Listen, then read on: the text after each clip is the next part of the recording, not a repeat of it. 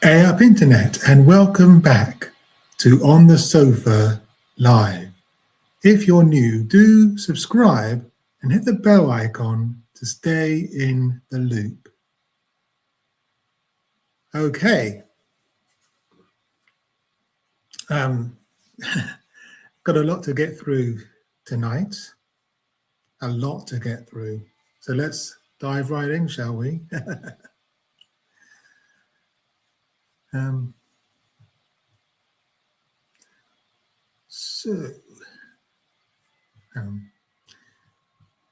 Let's dive right in. There's so much happening.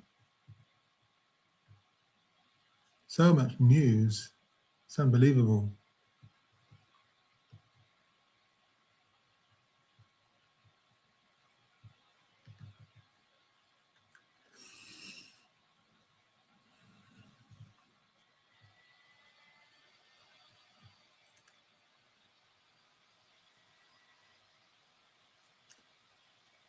Okay.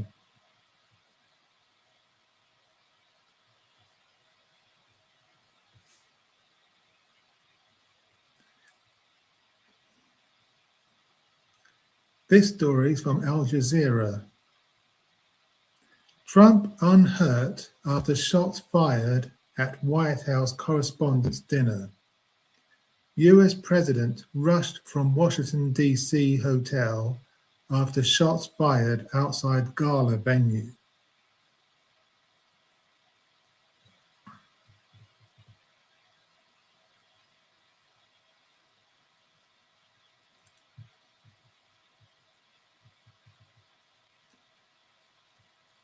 And there's Donald Trump there at the podium. And there's a picture of Donald Trump. US President Donald Trump speaks during a news conference at the White House in Washington, D.C. on April the 25th, 2026.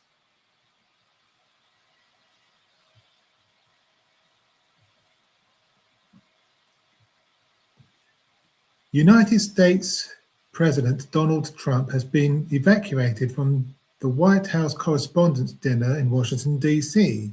after shots were fired outside the event.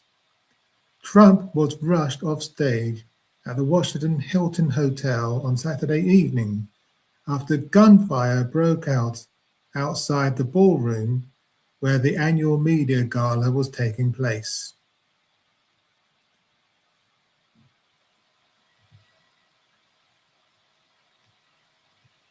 The President, First Lady Melania Trump, and Trump's cabinet were unharmed in the attack. In a news conference after the incident, Trump said a man armed with multiple weapons had charged a security checkpoint and was taken down by the Secret Service. But what I want to know is, how did he get in there in the first place? How did he get past security in the first place? Security must have been lousy. Security must have been really poor to allow this guy, into the venue in the first place. It doesn't make any sense to me. And what was Kash Patel doing as head of the FBI? He should have been all over that shit, surely. But he wasn't. He didn't do anything as far as I could tell. So how he got in there, I don't know. It's ridiculous.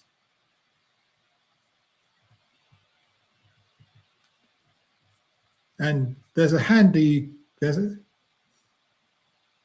map here that shows the movement of the gunman.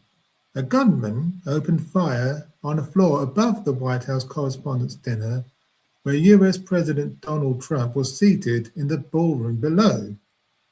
The gunman was tackled and arrested before reaching him. So there's the terrace level. There's the International Terrace. There's the terrace foyer. Stairs connecting the two floors. Then you've got the concourse level. the International Ballroom and the Concourse Foyer. And that's the stage, and that's a picture of Trump being rushed off the stage there.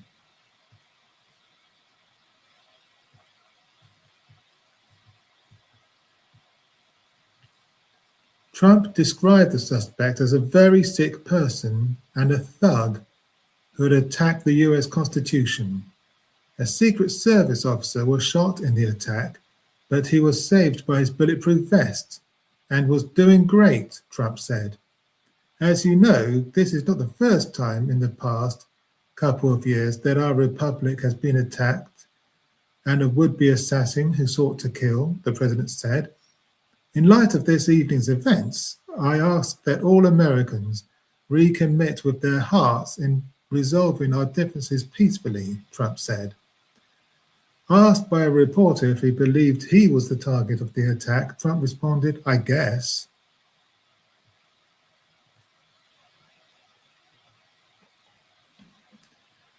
And there's a photo of the agents. Agents draw their guns at the Washington Hilton in Washington, D.C. on April the 25th, 2026.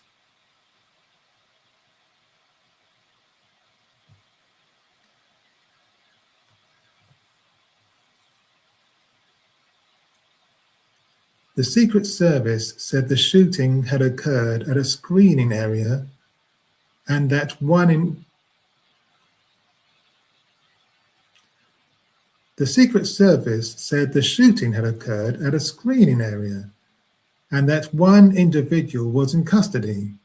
The condition of those involved is not yet known, and law enforcement is actively assessing the situation, the agency said.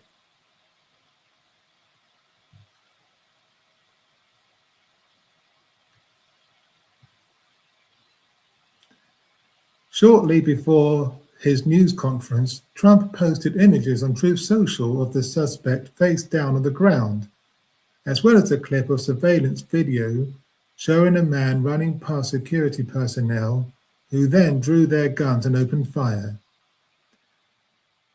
Janine Ferris-Pirot, the U.S. Attorney for the District of Columbia, said the suspect would be charged with using a firearm during a crime or violence and assault on federal officers using a dangerous weapon. FBI Director Kash Patel said officers had begun examining the suspect's background and urged members of the public with any relevant information to come forward. No piece of information is too small. No piece of information is inadequate. We will evaluate it all, Patel said. Multiple U.S. media outlets identified the suspect as Cole Thomas Allen, 31, of Torrance, California.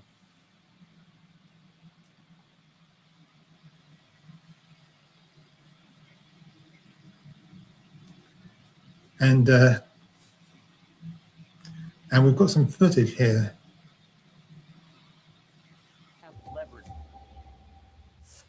Okay, we're taking you to some live pictures now from Washington, D.C., where the White House Correspondents Association dinner is underway. It appears as though there's been a commotion in the ballroom and the president has been removed. That's the information that we have at this time. This is the White House Correspondents Association dinner. It's the first time that the president has been attending this dinner in this term and I believe in his first term as well. We're going to replay some of the pictures for you here. You can see the president at the head table with the gold tablecloth on it. There's a bit of a commotion there, and you can see that the president is taken off the stage. These are the latest pictures we have. We're going to play it for you again and take a listen to the audio as well.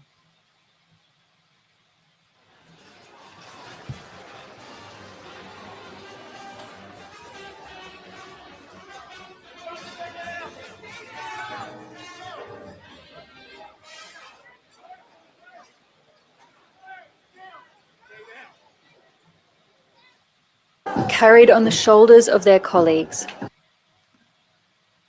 Amazing scenes there.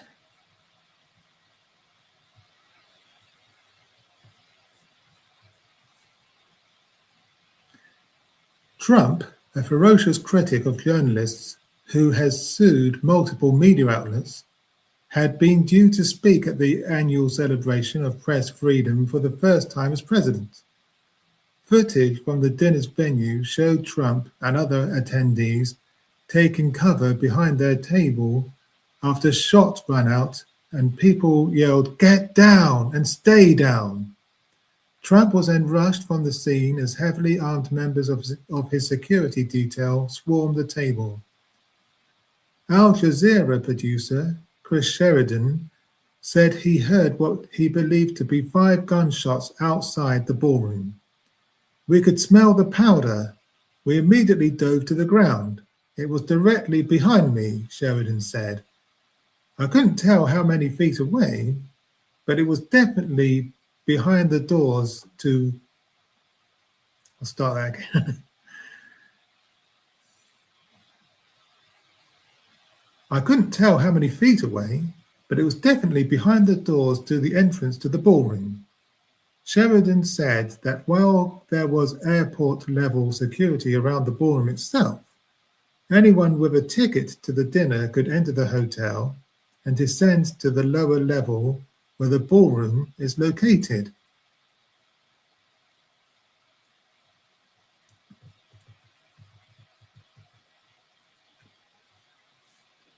"You could have gotten down to the lower level, the ballroom level, and been outside," he said.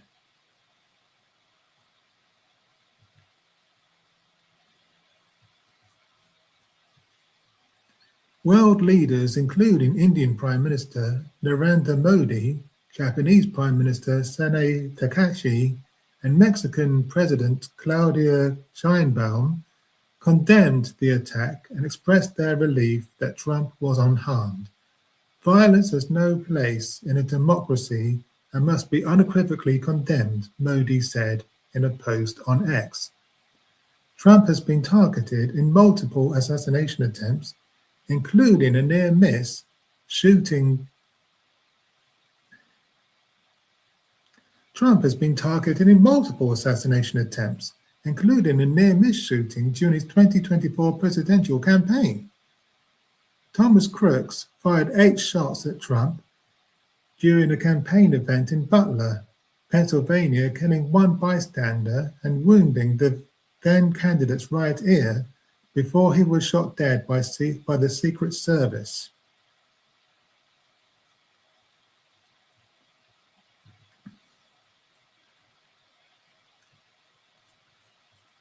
"Today, we need levels of security that probably nobody has ever seen before," Trump said at Saturday's news conference, before pledging to reschedule the press dinner.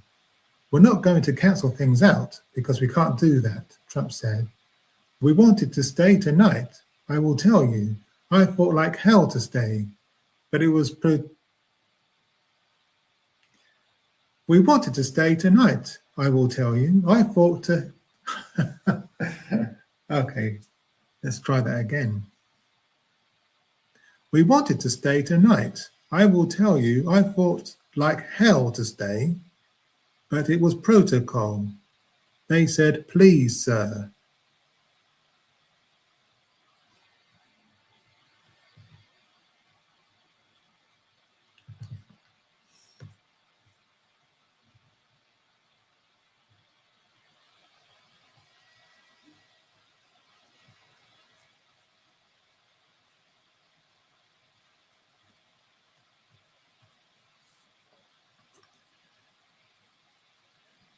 The thing is, because of all the misinformation and disinformation and fake news that we've had over the last year or so,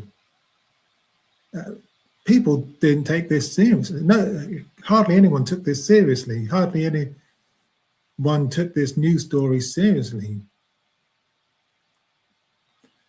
People, I think the general mood was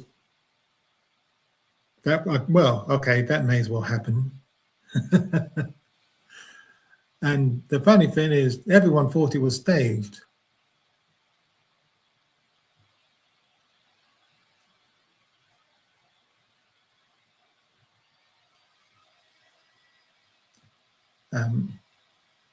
Let's see if I can find.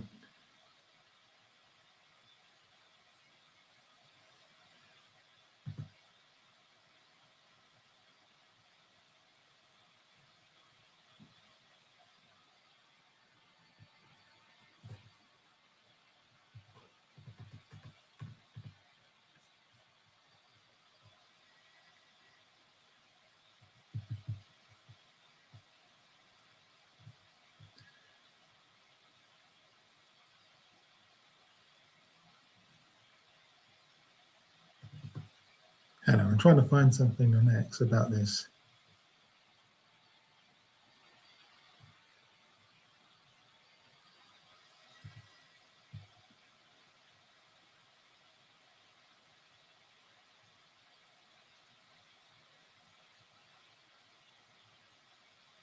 Or maybe it wasn't on X.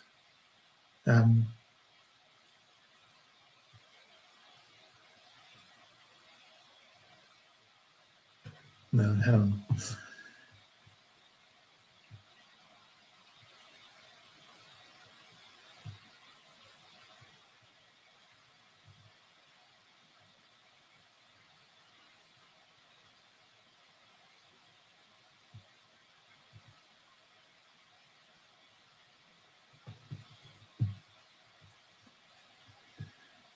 No, I've lost it. Live TV.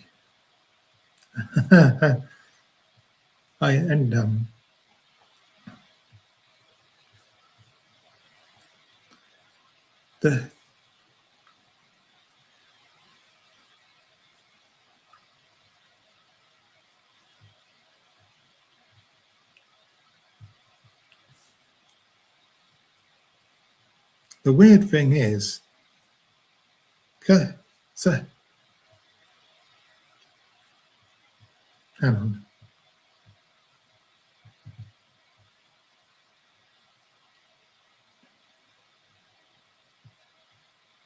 There was a weird coincidence just before the event.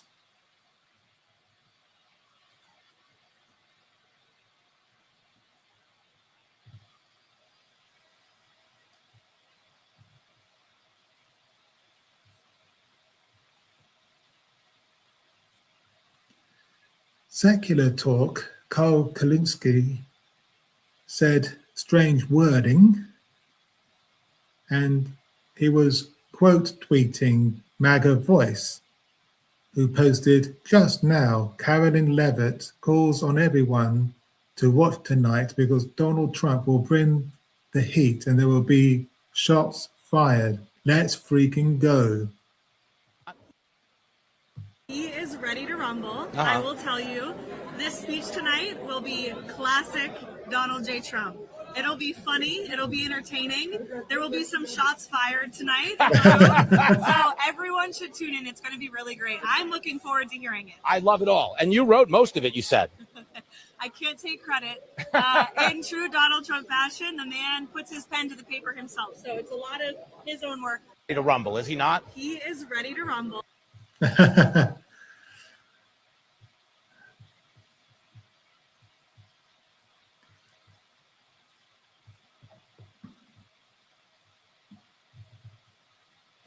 So, yeah, Carolyn Levitt saying shots would be fired before the event.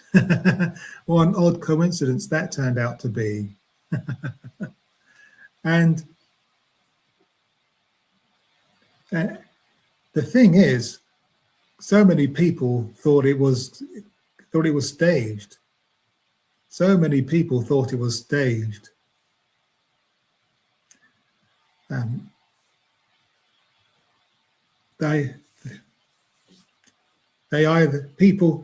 People either thought it was staged or they just didn't care. But let me know your thoughts in the comments.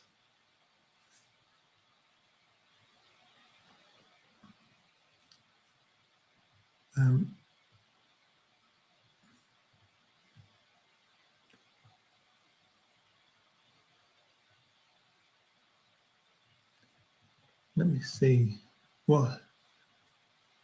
see something. Oops.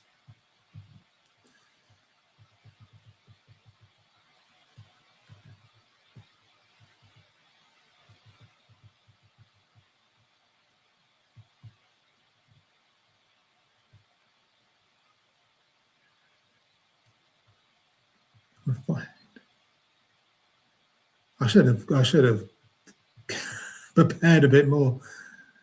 Bear with me. Hang on.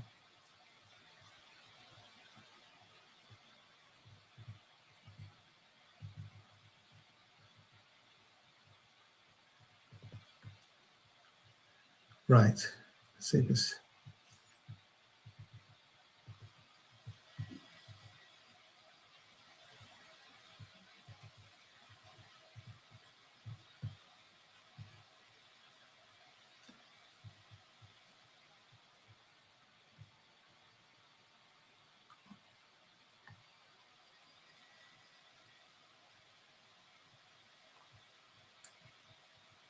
Whoop.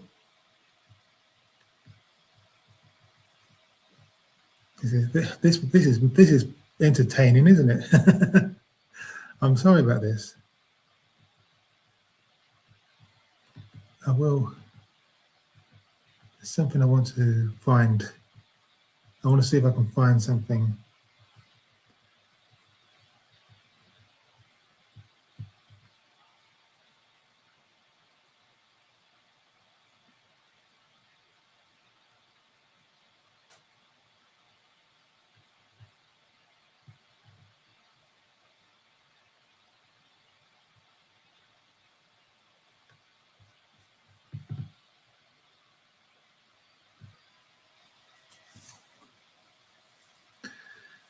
Okay.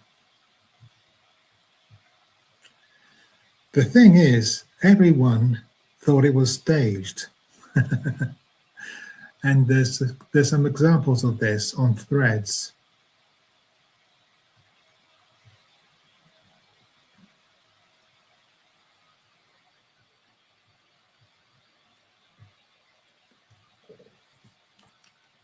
Keith Edwards posted, shots fired at WHCD, Trump evacuated.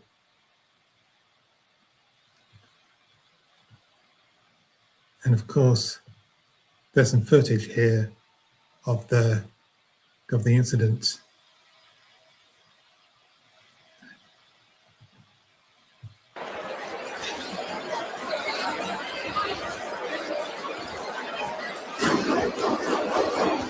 You can hear the gunshots. And pandemonium breaks out.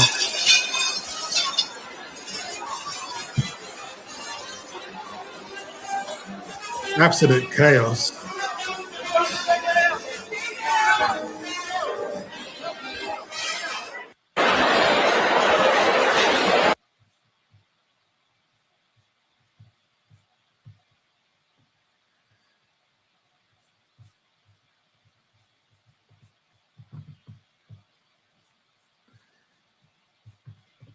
And but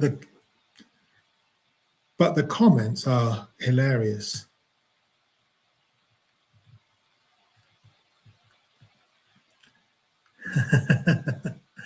The comments are hilarious. Bruce Semele.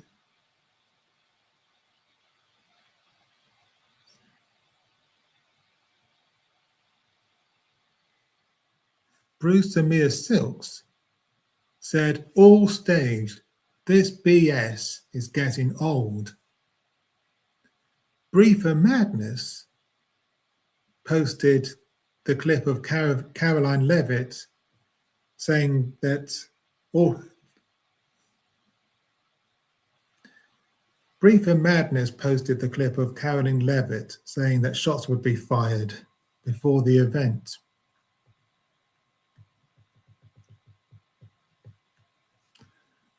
Mug said this, I might be wrong here, but isn't it the job of the SS to remove the president from the danger? I see 3 agents just standing there. Eddie Ice Cream said, having celebrating the First Amendment on display in this administration is rich. McNeil.art said, "What nonsense." Outsmarted Mommy simply posted a GIF.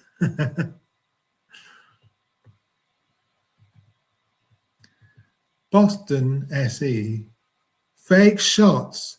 Why don't we know anything about the guy who shot his ear? LOLN. I can't stand corruption posted another staged Trump pulled attempt. Henderson Matthews, staged. He hates these events. It's his way out of the roast. Vito's mum, staged. J.R. Rodriguez 925. All the camera footage increases the sus feeling.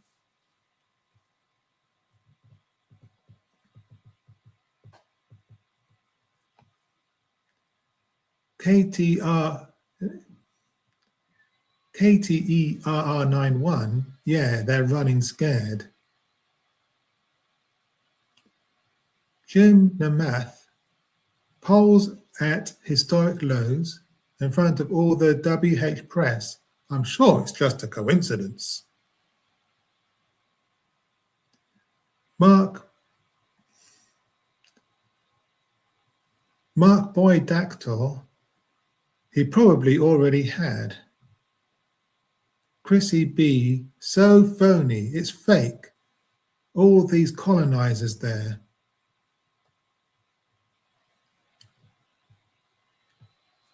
Trump evacuated in his pants. What a show. Sorry.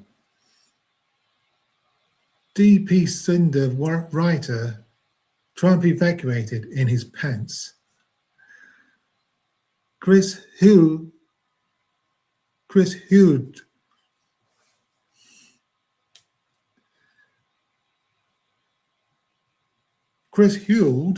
what a show, nominated for at least 6 golden raspberries.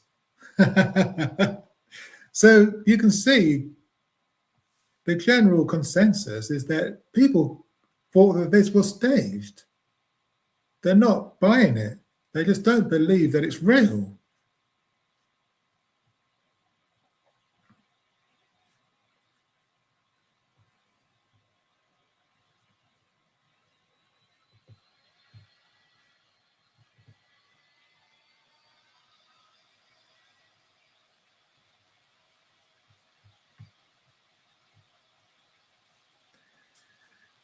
But let me know your thoughts in the comments. Okay, I think I've talked about that enough. Let's move on to the next story.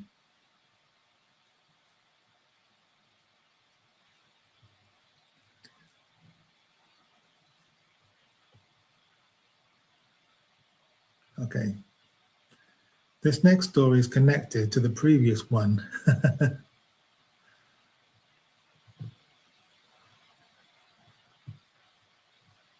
This is very revealing.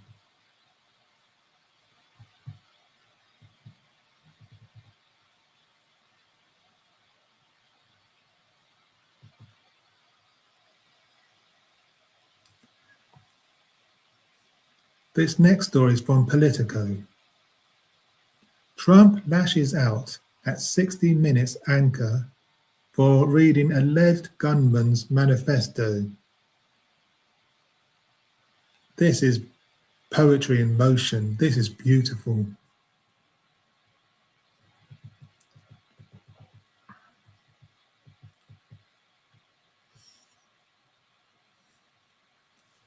President Donald Trump lashed out at CBS News' Norah O'Donnell in an interview Sunday for quoting from the manifesto of the suspected gunman who tried to storm the White House Correspondents' Dinner less than 24 hours earlier. Trump had initially expressed a sense of camaraderie with members of the press corps who hosted him at their annual dinner and experienced the same initial panic when armed law enforcement agents stormed into the ballroom.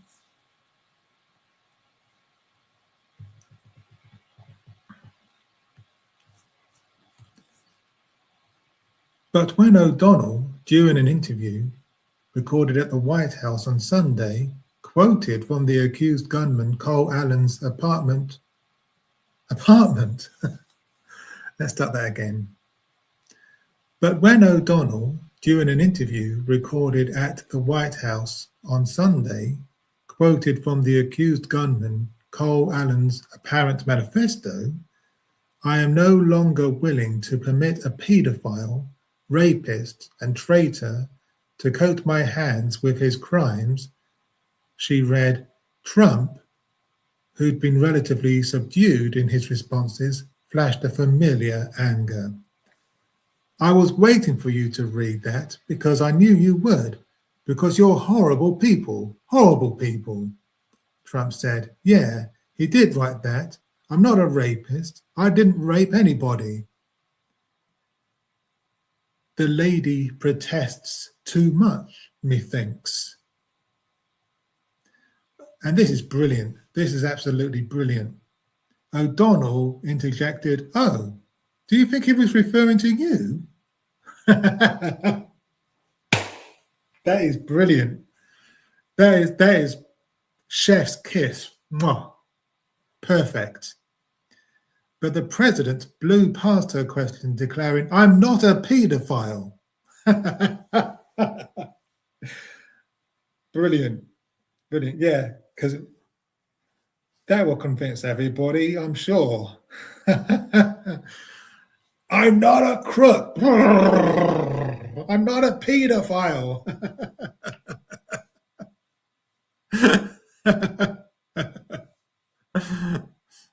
Oh, unbelievable. Oh my days. Trump bristled at what seemed to be start that again. Trump bristled at what he seemed to deem an insinuation about his relationship with Jeffrey Epstein, who was not mentioned by name in the manifesto or by O'Donnell. You read that crap from some sick person.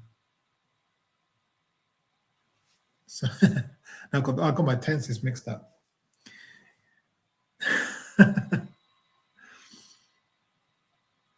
You read that crap from some sick person, the president said. "I got associated with that stuff that has nothing to do with me. I was totally exonerated." O'Donnell had just asked Trump if he thought the experience at the dinner would change his experience with the press. He answered obliquely, asserting that the press corps was largely left-leaning and opposed to his policies on immigration and crime.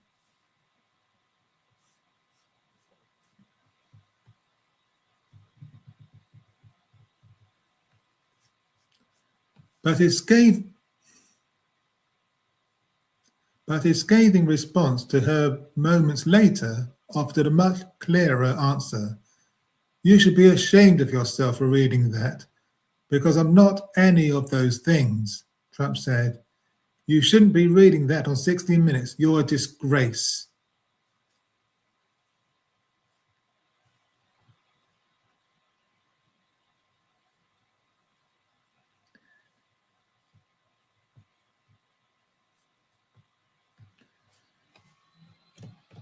And I'm just looking something up here because I'm sure he wasn't totally exonerated.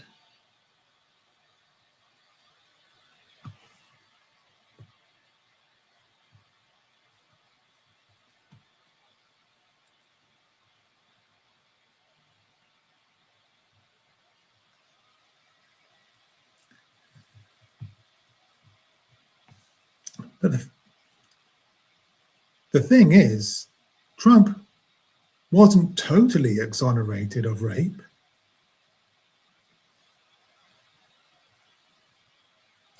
The thing is, Trump wasn't totally exonerated. Hang on, I'll start that again. The thing is, Trump has not been totally exonerated of rape, as this article shows.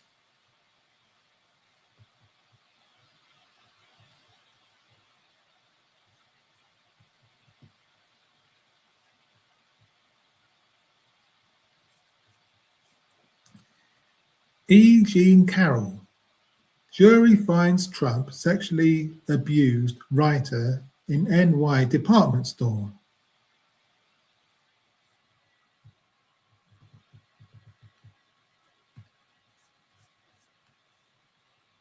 A jury in a civil case has found former President Donald Trump sexually abused a magazine columnist in a New York department store in the 1990s.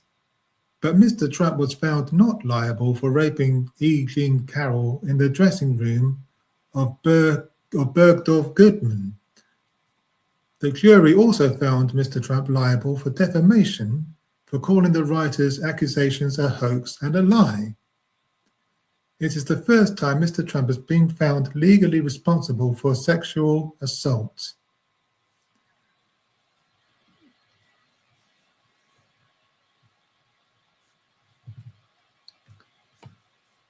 So for Trump to say that he's completely exonerated of rape is just not true.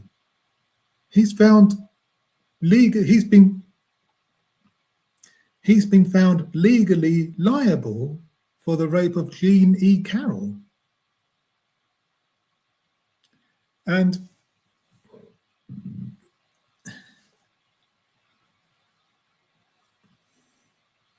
if you actually if we actually watch the clip, you'll see for yourself that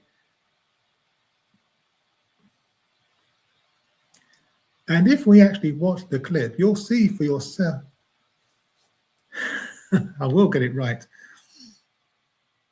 And if we actually watch the clip, we'll see for ourselves just how. Let's watch the clip and we can see for ourselves. And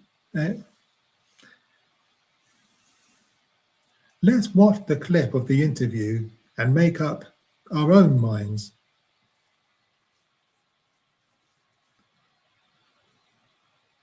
Let's watch the clip of the interview and make up our own minds as to how guilty Donald Trump came across.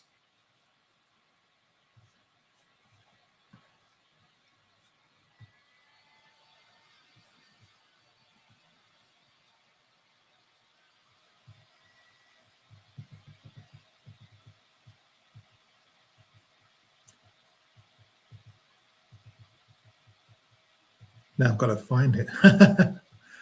Oh.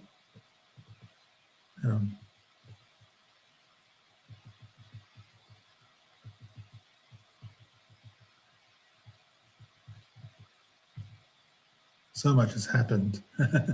So much has happened.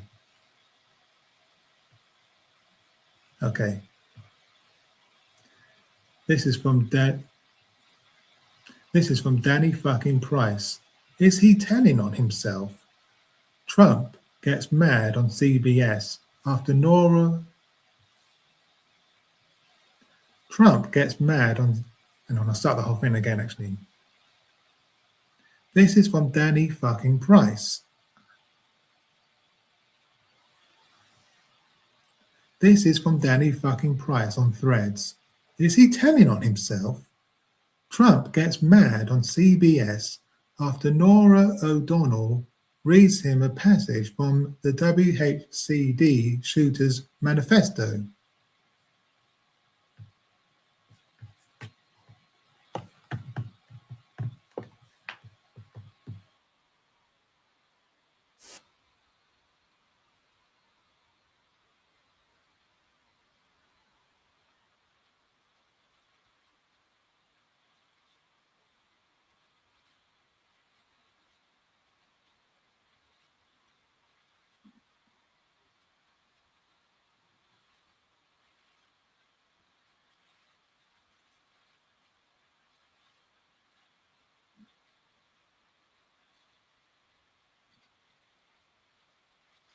Oof.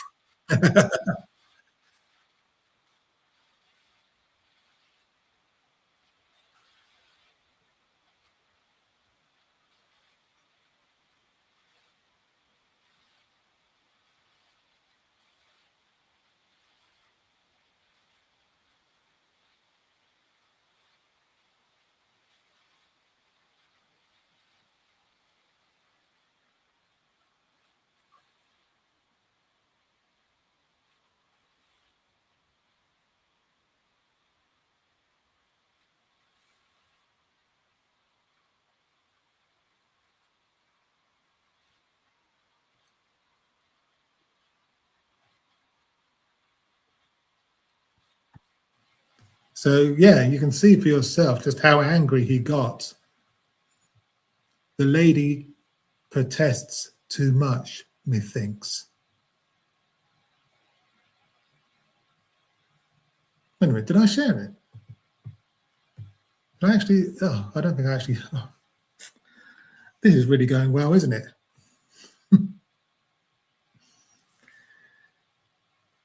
So, oh, okay, let's start that segment. Let's start that bit again. Sorry, I didn't. Oh my goodness. Okay, let's watch the actual clip from the interview, and we can make up our own minds.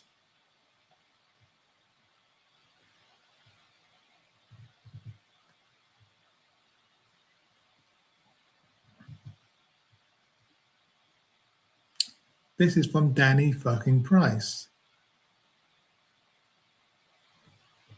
You would, because you're Let's run it from the beginning. So-called manifesto is a stunning thing to read, Mr. President. He appears to reference a motive in it. He writes this quote, administration officials, they are targets. And he also wrote this, I'm no longer willing to permit a pedophile, rapist, and traitor to coat my hands with his crimes. What's your reaction to that? Well, I was waiting for you to read that because I knew you would, because you're horrible people, horrible people. Yeah, he did write that. I'm not a rapist. I didn't rape anybody. Do you think he was referring to you? Excuse me. Boom! I'm not a pedophile. You read that crap from some sick person. I got associated with all stuff that has nothing to do with me. I was totally exonerated. Your friends on the other side of the plate are the ones that were involved with, let's say, Epstein or other things. But I said to myself, I'll do this interview and they'll probably, I read the manifesto, he's a sick person, but you should be ashamed of yourself reading that because I'm not any of those things. Mr. President, and I these was are never, the gunman's words. Excuse me. You shouldn't be reading that on 60 Minutes. You're a disgrace. But go ahead, let's finish the interview. The other thing that he wrote in the other thing in the manifesto, the so-called manifesto. Yeah.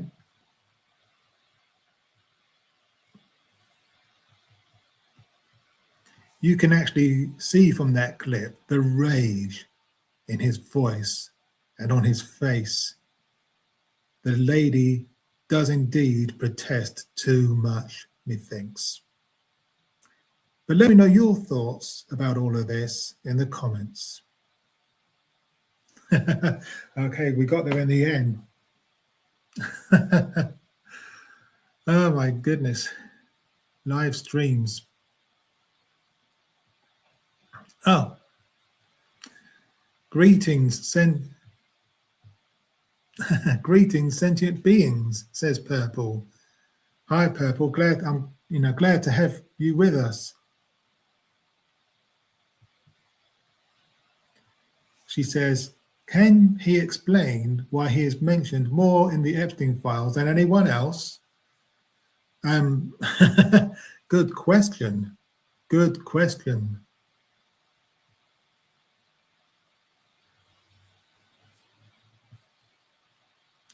Anyway, next segment, I think.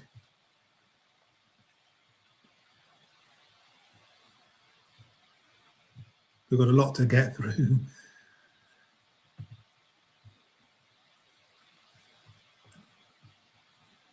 I just want to close a couple of tabs before I continue, because otherwise I'm going to get myself confused. Okay, I think that's it. Right. Okay, next segment.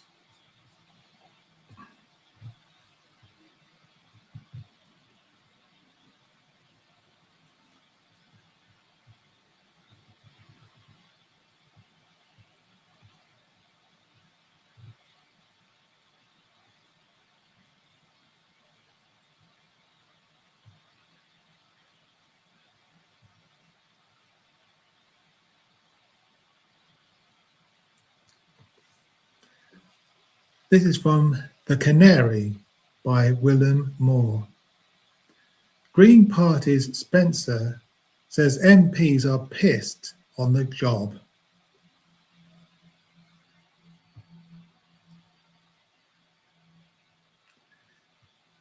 In a new interview with Politics Joe, Green Party's Hannah Spencer has spoken out against the drinking culture among British MPs.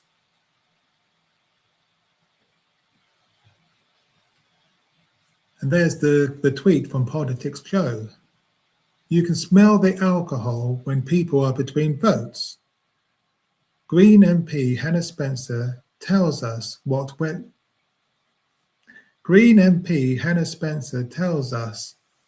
Westminster is really like. The full interview is live on YouTube and as a podcast here, and they share the link. So let's watch the clip. I'm really uneasy about, and I noticed this the other day, when you can smell the alcohol when people are in between votes, and as everyone's going in to vote, some people have been drinking in between. Like there's a room where I walked past and I doubled back and looked in because people are just sat having a drink.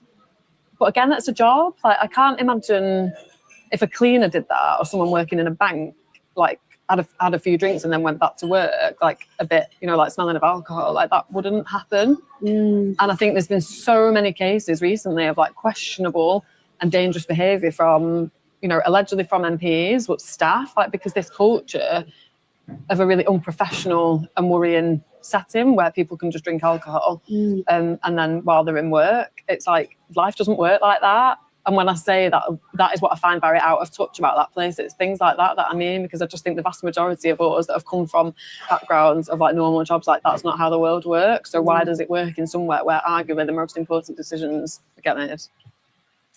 Yeah, and she's absolutely right.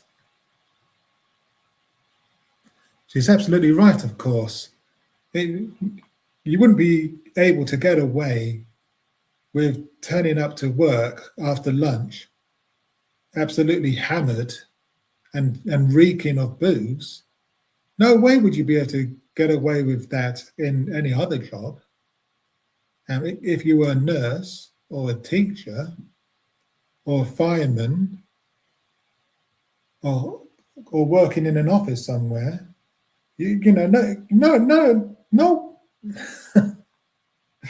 no one would get away with that in the real world. It only seems to be in Westminster that you can get away with turning up to work drunk, turning up to work stinking of booze. And they're making important decisions that affect our lives. And they're half cut. It's unbelievable. It's unbelievable.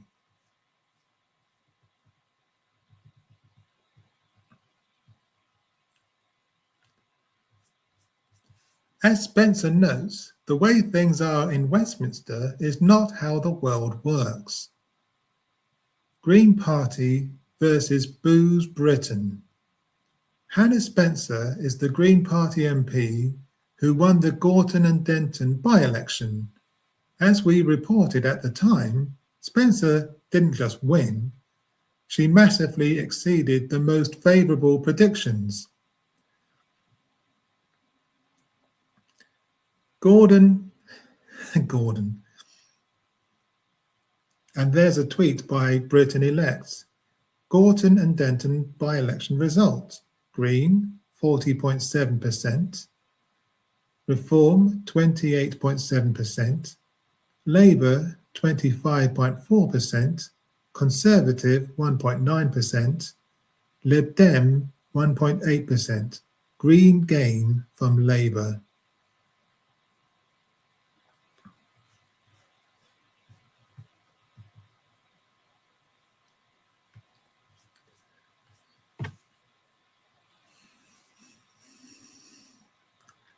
This is what Spencer said in her victory speech. I didn't grow up wanting to be a politician. I'm a plumber. And 2 weeks ago, during all this, I also qualified as a plasterer. Because even in chaos, even under pressure, I get things done. I am no different to every single person here in this constituency. I work hard. That is what we do. For most people outside the Westminster bubble, working hard means working sober. This is obviously why Spencer finds the vibes in Parliament so hard to gel with. In the interview with Politics Joe, Spencer said, "I'm really uneasy about, and I noticed this the other day, when you can smell the alcohol when people are in between votes and everyone's going in to vote. Some people have been drinking in between. There's a room where I walk past and I've doubled my back and looked in because people are just sat having a drink. But again, that's a job. I can't imagine if a cleaner did that, or someone working in a bank had a few drinks and then went back to work a bit smelling of alcohol. That wouldn't happen."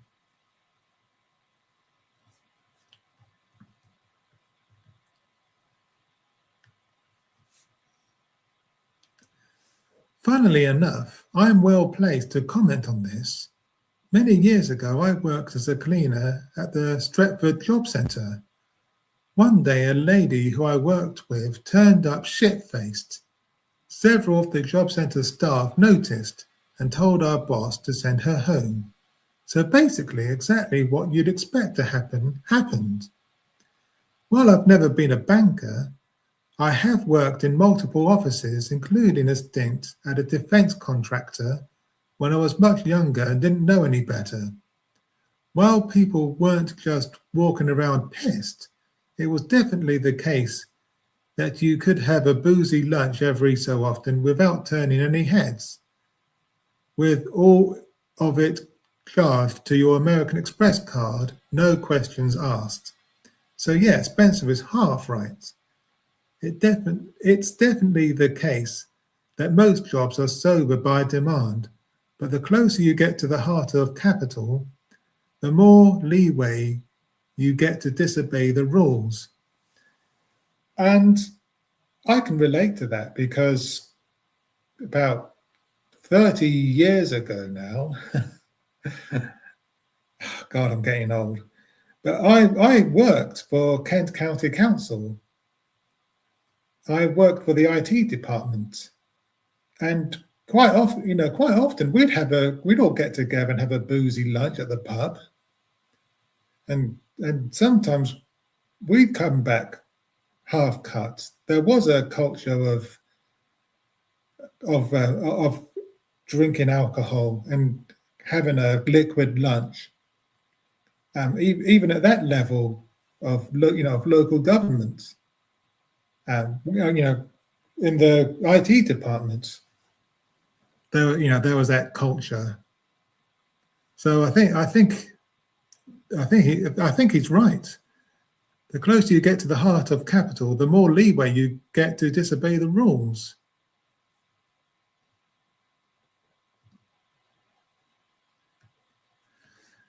Dangers. Spencer also said, and I think there's been so many cases recently of questionable and dangerous behaviour, allegedly from MPs, with staff, because this culture of a really unprofessional and worrying setting where people can just drink alcohol while they're in work, it's like life doesn't work like that. And when I say that is what I find very out of touch about that place, it's things like that. I mean, because I just think the vast majority of us that have come from backgrounds of like normal jobs, like that's how the world works. So why does it work in somewhere where arguably the most important decisions are getting made? And that's a good point. That is a very good point.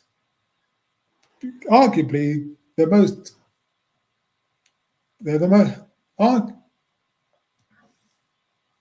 and that's a good point. Arguably the most important decisions get made in Parliament. And you do hear news stories about MPs getting lost and going into the wrong lobbies and vote in the wrong and accidentally vote in the wrong way. So it makes you it makes you think, it makes you wonder.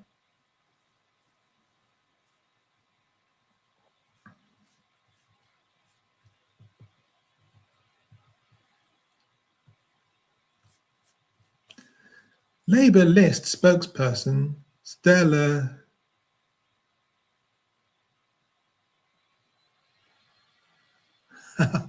I'm sorry, I can't.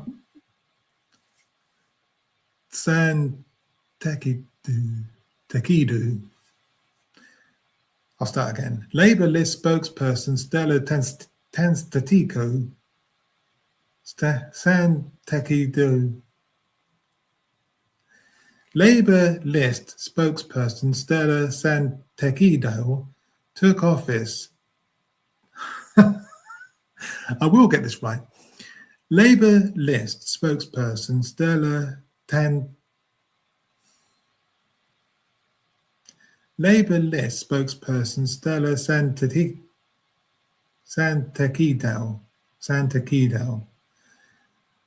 Labour list spokesperson Stella Santekido. Labour list spokesperson Stella Santekido. I won't try to pronounce that surname. I'm sorry. The Labour list spokesperson took offence to what Spencer said, complaining, "Yeah, no, sorry, MPs are often cooped up in Parliament for 15 hours a day. They will have a drink with journalists or colleagues and will still be discussing politics, their job," as Hannah says. Tesco workers are cooped up. You wouldn't be okay with them getting on the lash, would you? Although I suppose they're actually doing important work. They're not just running some silly little country. She also said, "I don't like the blanket demonisation of MPs, and Hannah should know better," after she had already been accused of not taking the job seriously because she took part in that dancing event in Portcullis House. Spencer didn't demonise all MPs. She demonised the ones who were drinking. Unless, of course, every MP besides her is drinking, in which case this is a bigger problem than we realised. The spokesperson added, "I hate people getting too drunk in Westminster too, and am sad I see so many people seemingly with alcoholic addiction or otherwise, but just like all other professions, socialise, so do we in politics, and it is an absolute necessity that you do." But that's not the point. It's all, it's one thing MPs getting together after work to socialise and have a few drinks. But that's not what Hannah Spencer was talking about. She was talking about people having a few drinks whilst still working, whilst on the job, in between votes, going into one of the bars in Parliament, having a few drinks and coming back to vote, reeking of booze. She's not talking about having a few drinks after work, whilst socialising with other MPs. That's not the point at all. Unbelievable.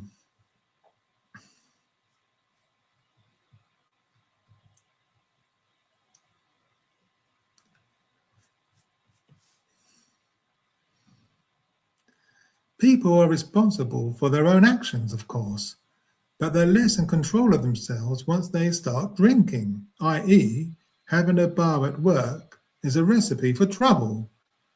Also note that she is using socialising as a synonym for drinking. This is increasingly not how people think, with people of all ages now drinking less to one degree or another.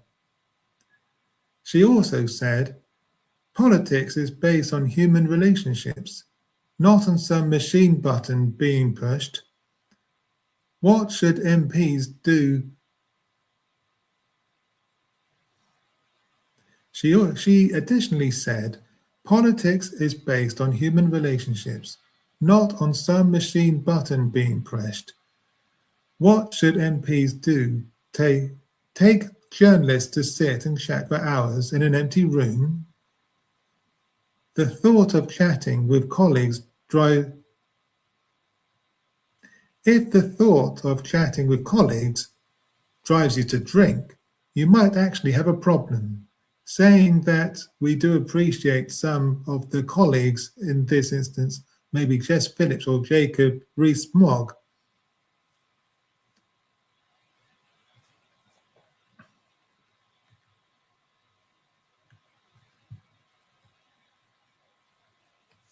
professionalism. The spokesperson finished, of anything, there should be more socializing in politics so that people can understand each other better. If she's using socializing to mean drinking again, then no. We don't need more politicians getting pissed with journalists. Clearly, we need both professions to start acting like professionals and do literally just do the jobs they're paid to do.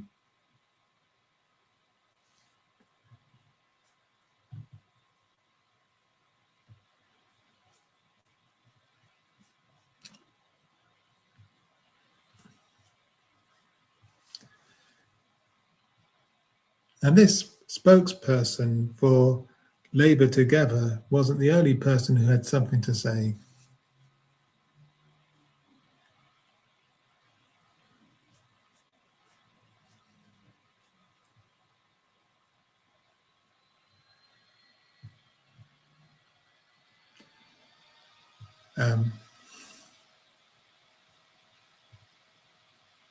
Let's see if I can find.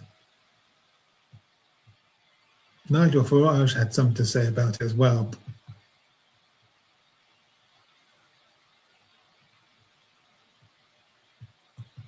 If I can find it. I'm sorry about this.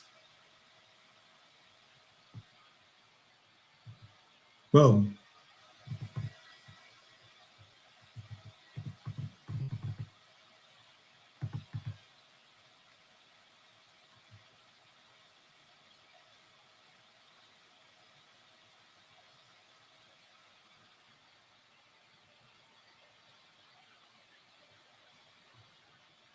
actually, I think I'll leave that one because I can't find it. Sorry.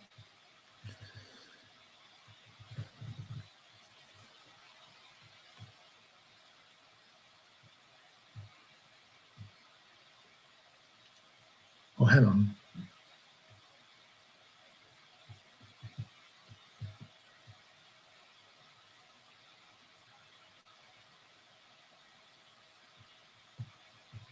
Oops.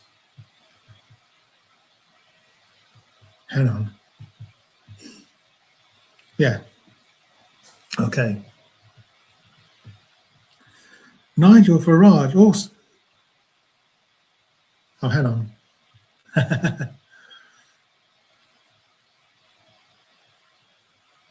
Purple Rhymes with Orange says this. All the PSAs about just a couple of drinks can leave you impaired and affecting your decision making. And these people are drinking and making decisions that affect millions of people.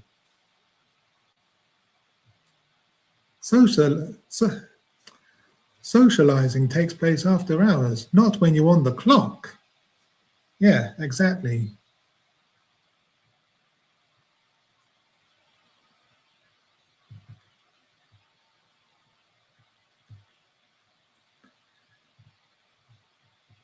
Nigel Farage had this to say.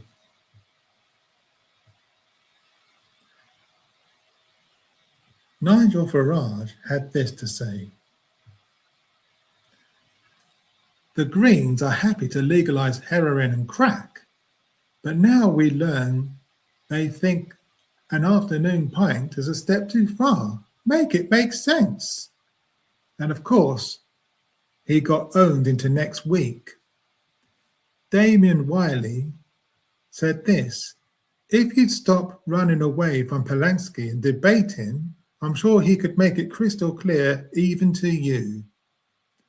Philip Proudfoot said this: because one is an evidence-led approach to public health, and the other is being intoxicated at work. They're two different things. Mr. Ethical said this: afternoon, have you ever been in the chamber?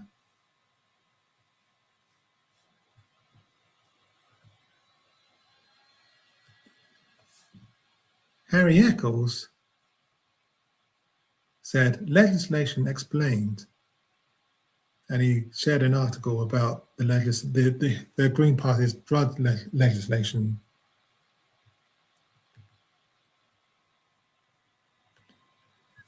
Sharon said this: I used to do overtime when I was working at Laura Ashley over 10 years ago now. Not once did I think it was appropriate to have a drink, nor did I need to. If you need alcohol to work, then you have a drinking problem. End of.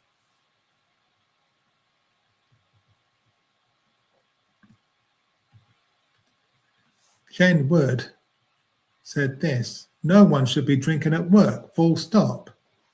Buddy Hell said, that's a misrepresentation. But answer me this: has prohibition been a success? By the way, you stink of stale tobacco smoke. Capman FBPE said, this just shows how far out of touch multi-millionaire Nigel Farage is with working people. Nobody from merchant sailors, oil gas rig workers, taxi drivers, ambulance drivers, doctors, nurses, firefighters, soldiers, miners, nobody can just slip off for a pint when they feel like it.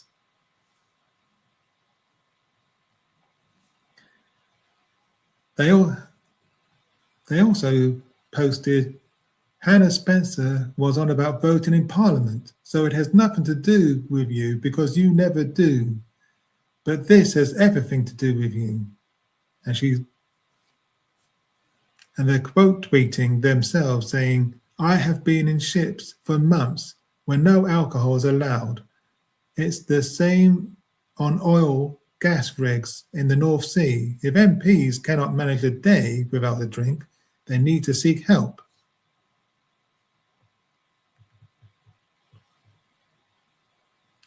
Dave Lawrence posted, no one should be drinking at work, especially if they are being funded by the taxpayer to run the country. Not sure why that is an issue, nor why politicians are allowed to.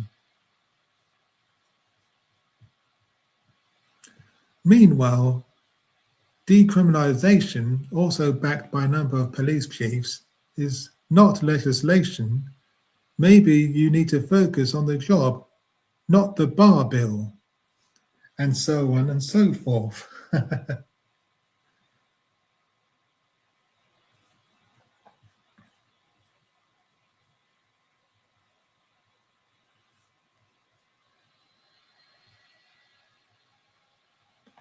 Purple says this: it makes perfect sense. It's the difference between what you do at home and what you do at work.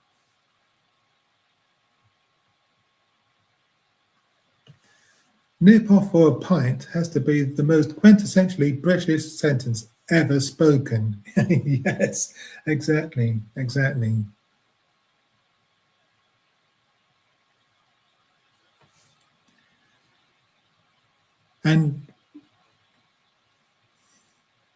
But what do you guys think? Let me know in the comments.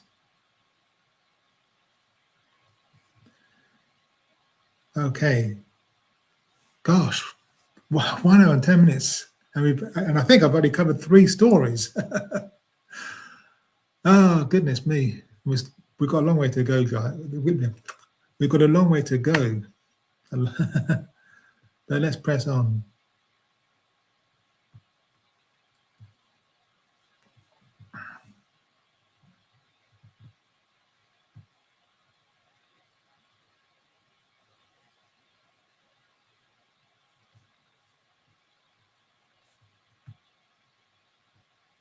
Hang on, just close that.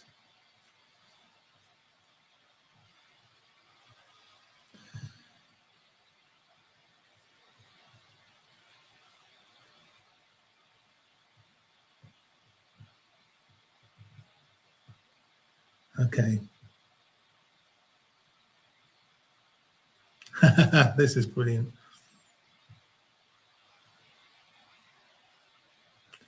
Again, from The Canary by Willem Moore. Polanski embarrasses Labour's Ed Balls live on GMB. Good Morning Britain.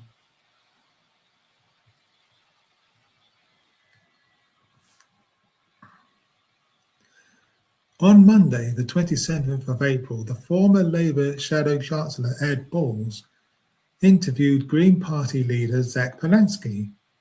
The reason a former Shadow Chancellor conducted this interview is because the UK has a revolving door between establishment politics and the establishment media.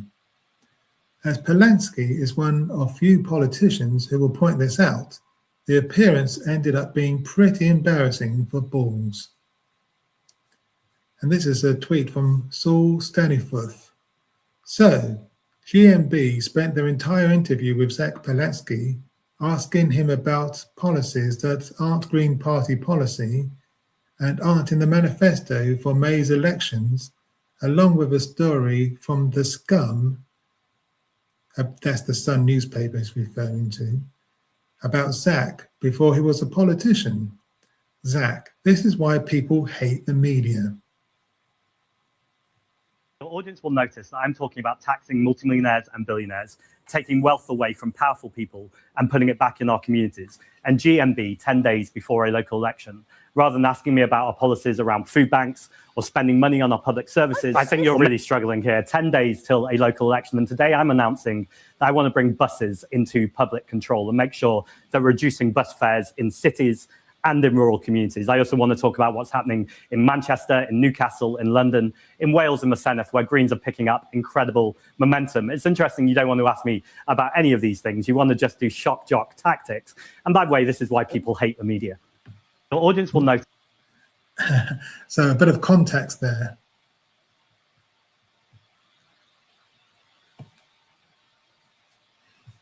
A bit of context.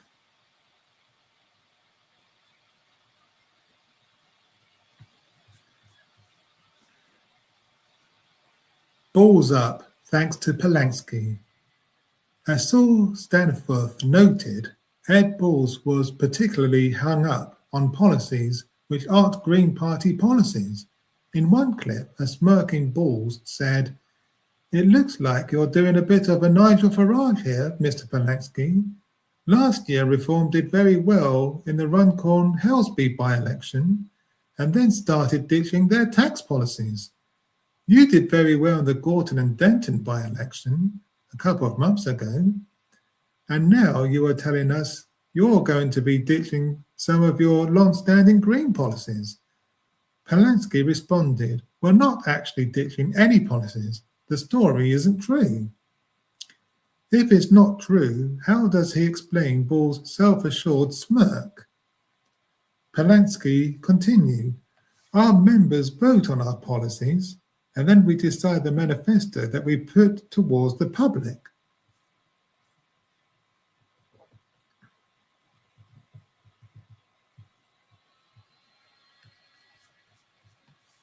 Clutching several sheets of A4 paper, Balls hit back. "So you told Politico that you were looking to revise your party's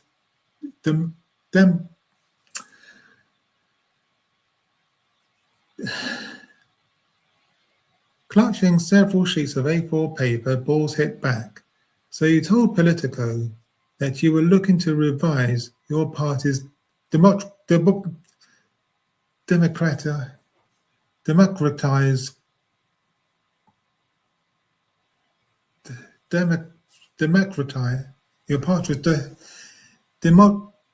democratize and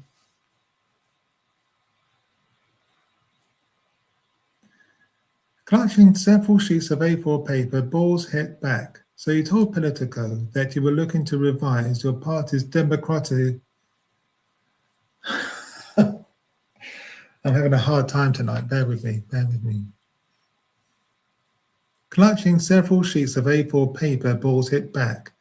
So you told Politico that you were looking to revise your party's democracy and at times chaotic and unwieldy system, which lets members set the policy agenda. So I assume you wanted to do that in order that you could change the policy.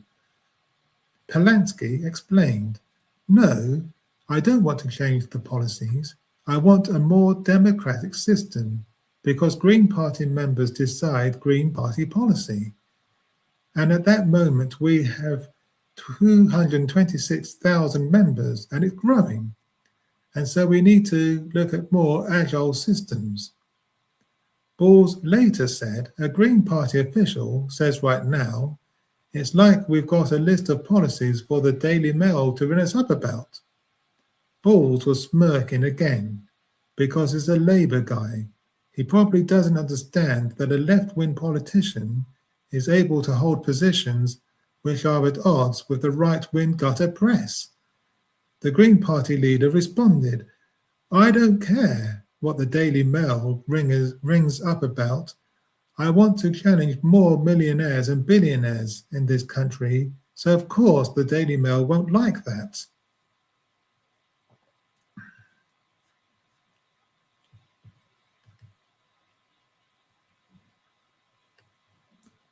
Labour's man. In another section, Polanski highlighted that Balls is a beneficiary of the revolving door.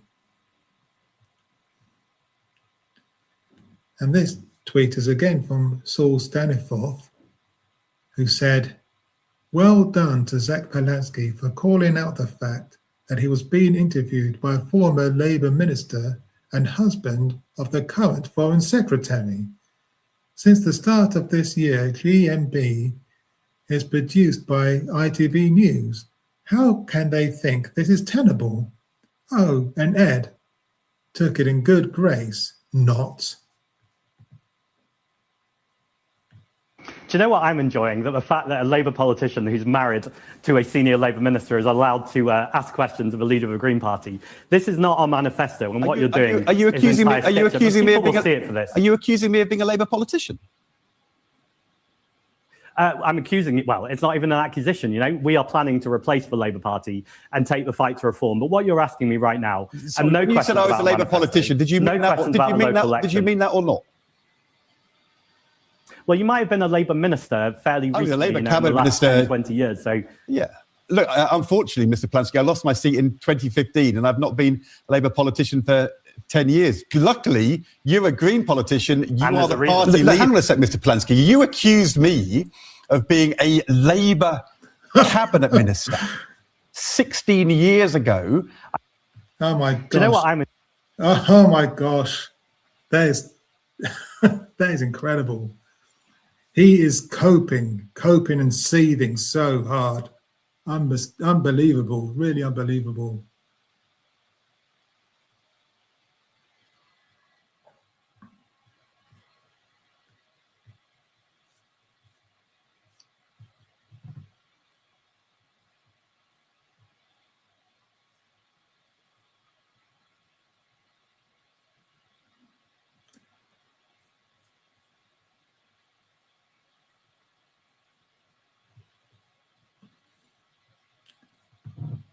And of course, I forgot, I should have, hang on.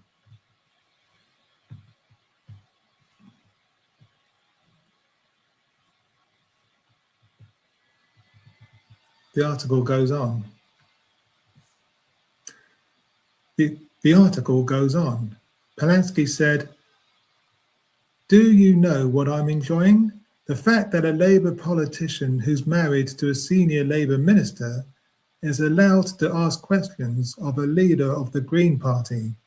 This is not our manifesto, and what you're doing is an entire stitch-up, and people will see it for this." Ball's wife is Yvette Cooper, by the way, the current Foreign Secretary. We assume she didn't take his name because she didn't want to be called Yvette Balls. Honestly, he probably should have taken her name. Mr. Balls responded by dramatically asking, "Are you accusing me of being a Labour politician?"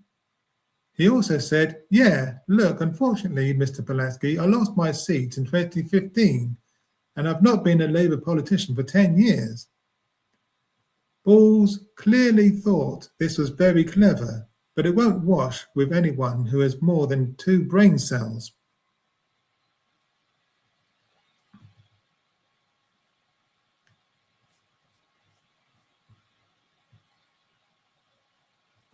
Zoe Gardner said this, "It's okay for a TV presenter to support one another. Zoe Gardner said this, "It's okay for a TV presenter to support one or another political party, although in Balls' case, the links are particularly deep. What's not okay is being totally unable to cope with that being pointed out, losing your core entirely and claiming it somehow isn't true."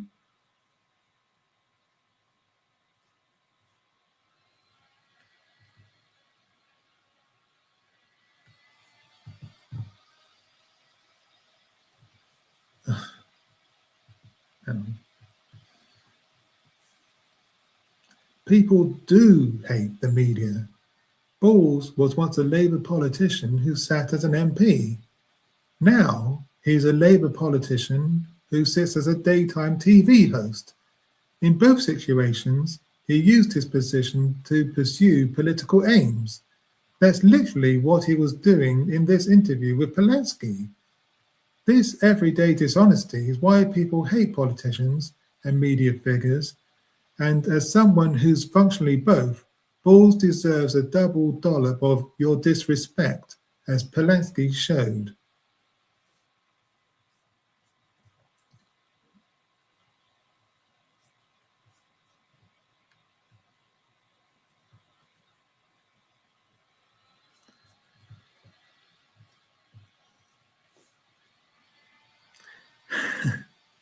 And it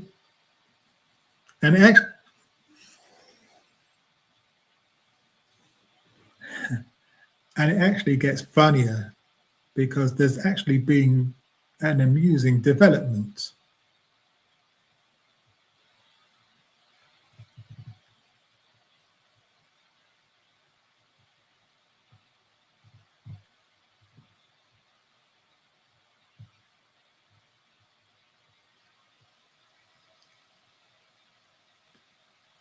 The Standard says this, ITV bosses facing pressure to sack Ed Balls after Zach Polanski clash. The Green Party leader and former Labour politician had a heated row on Good Morning Britain.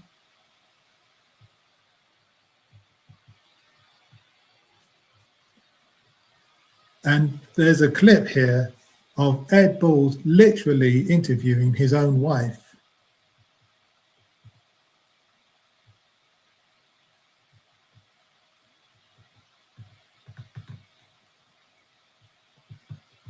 Over the weekend, frankly, is criminal. We've already heard that that particular term hasn't been used. In fact, we were speaking earlier to Zara Sultana MP. She said that it's wrong the government isn't using that. She thinks Islamophobia must be called out because that then allows people to understand what's behind this. Good morning, Kate. Well, what we've seen on the streets of some cities and towns over the weekend, frankly, is criminal violence and thuggery. That is what it is, first and foremost, and that's why it needs the full force of the law behind it, why we've made clear to the police that they have our full backing in order to pursue the full range of prosecutions, of penalties against those responsible. And we expect arrests have already taken place. We expect to see swift justice and penalties follow. You're right that there has been a range of different things driving this, including far-right extremism. We have certainly seen some targeted attacks on mosques, and that clearly reflects Islamophobia, and people shouldn't be targeted for their faith or for the colour of their skin. We've also seen some looting, some response of local criminals just getting involved at the periphery in looting on streets as well. Every single case, this is disgraceful behaviour. We have to tackle the criminality and the thuggery and the extremism wherever we find it. It needs to face the full force of the law because none of these people speak for Britain. Does your broadband...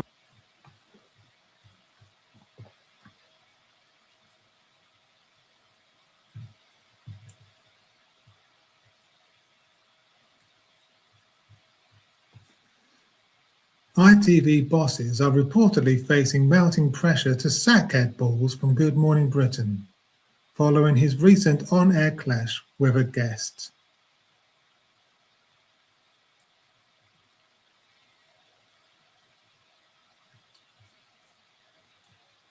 The presenter, 59, argued with Green Party leader Zach Polanski during Monday's broadcast of the ITV breakfast show.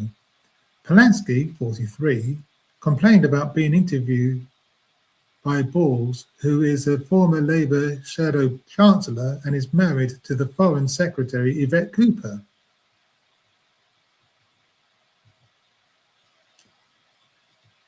He called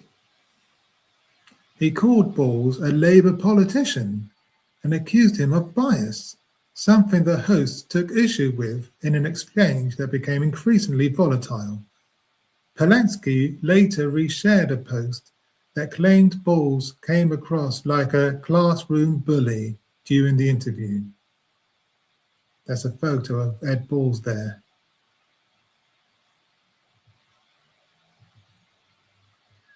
Now, sources are claiming producers think Balls lost his cool during the row and are facing pressure to distance the show from him. An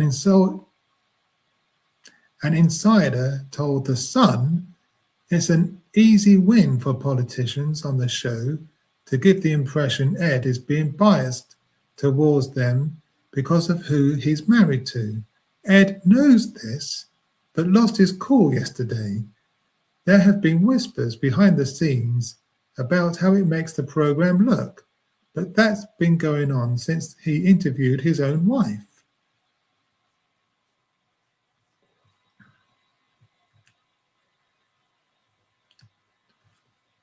It's clear there is growing pressure to distance Ed from the show, but bosses keep backing him. They hope the backlash from yesterday calms down.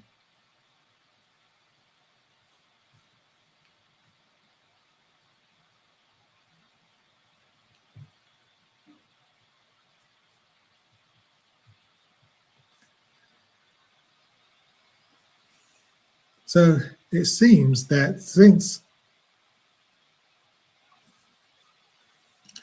ITV bosses are under pressure to sack Ed Balls because of this clash with Zach Polanski. And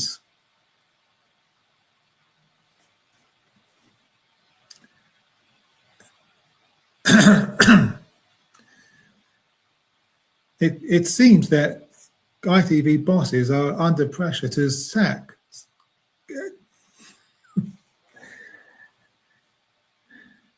It seems that ITV bosses are under pressure to sack Ed Balls because of this clash with Zach Polanski.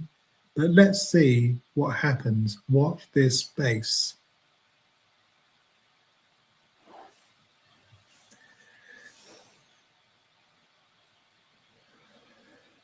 Okay, let's soldier on.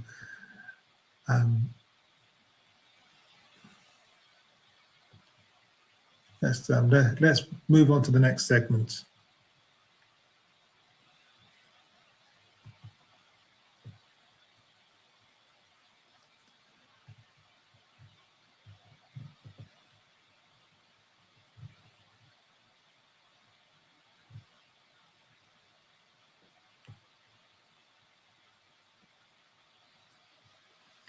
This is from Politics Globe.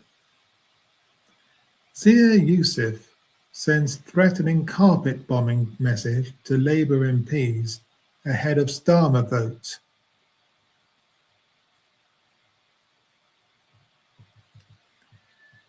And there's a photograph of Zia Youssef there. The self-appointed shadow Home Secretary has sparked outrage with the tweet. Reform UK's Home Affairs spokesperson, Zia Youssef, has sparked outrage over posting an incendiary message to Labour MPs ahead of a parliamentary vote on whether Prime Minister Keir Starmer should face an ethics investigation. In a post on X, Youssef warned Labour backbenchers, if you vote against it, Reform will carpet bomb your constituency to ensure all your constituents know you voted to save the most unpopular Prime Minister of all time. Vote wisely. That sounds really threatening, doesn't it? That sounds really, really ominous. That is really appalling. That's appalling, violent language. Reform will carpet bomb your constituency. I mean, I know he meant that metaphorically, but still, we live in volatile times. And 2 members of Parliament have actually been murdered in recent years. So to use this, this kind of violent language is really irresponsible. He really should have thought about his words a bit more carefully before hitting send. What a vicious, nasty, unpleasant thing to post. Honestly, it's threatening.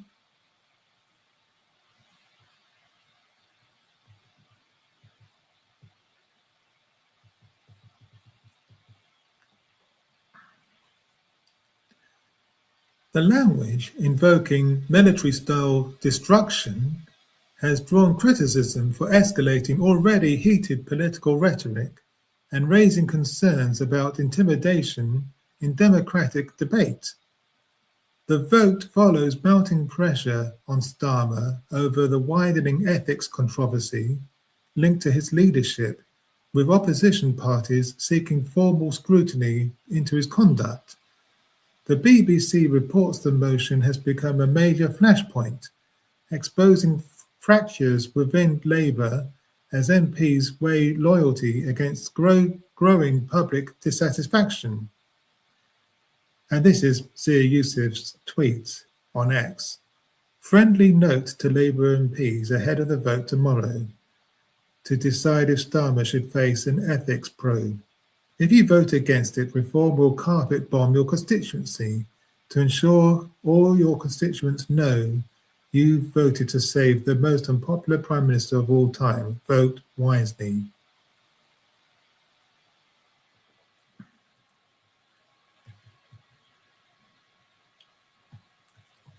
Youssef's remarks appear designed to weaponise Reform UK's growing electoral machine against vulnerable Labour MPs, threatening aggressive constituency-level campaigns against those seen as protecting the Prime Minister. Matthew Stadlen tweeted this: "This guy is utterly unfit for public office. He complains about threatening language and then uses it himself. Grotesque."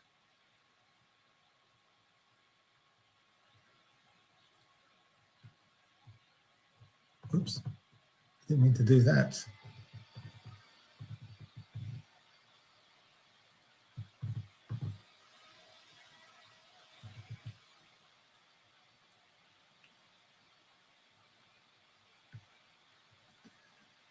The tweet has sparked outrage by many online, with some labelling it grotesque. Youssef's intervention is likely to intensify scrutiny of Reform UK's campaigning style as Nigel Farage's party seeks to convert online provocation into parliamentary momentum. Josie tweeted, "Reform will carpet bomb your constituency is definitely a phrase."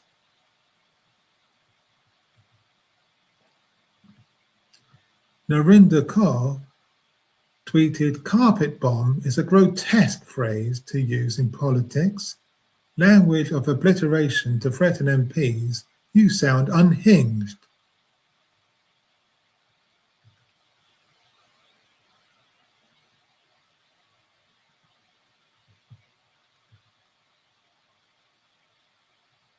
It looks like that's the end of the article.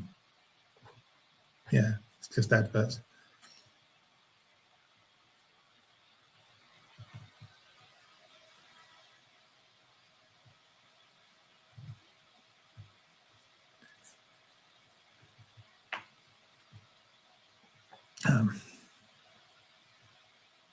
Let's see if we can find what other people said.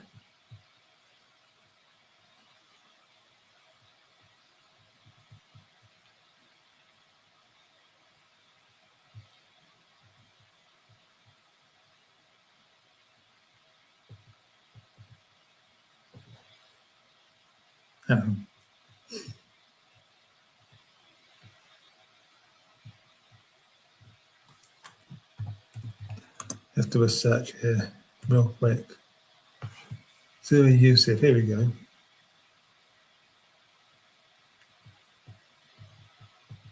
Let's see if it's still there. Or has he deleted it?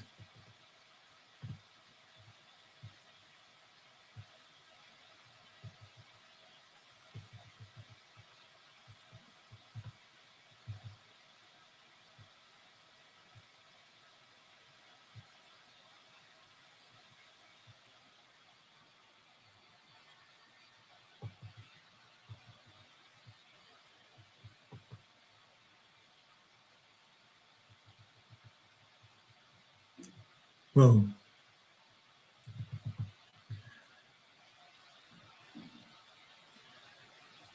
God, he was tweeted a lot since then.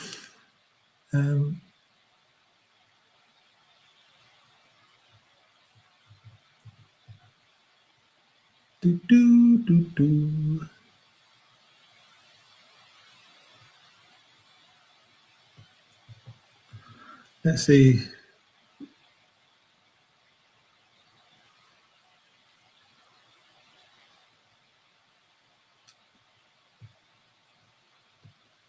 No, I don't think we're going to find it. Sorry. Wait a minute. Hang on. I've got a better idea.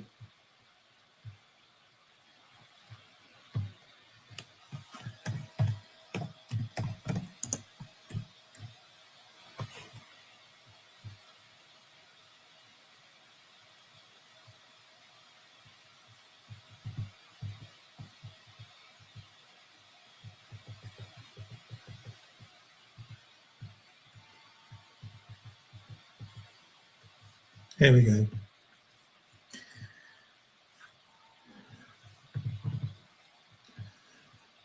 Oh. Okay.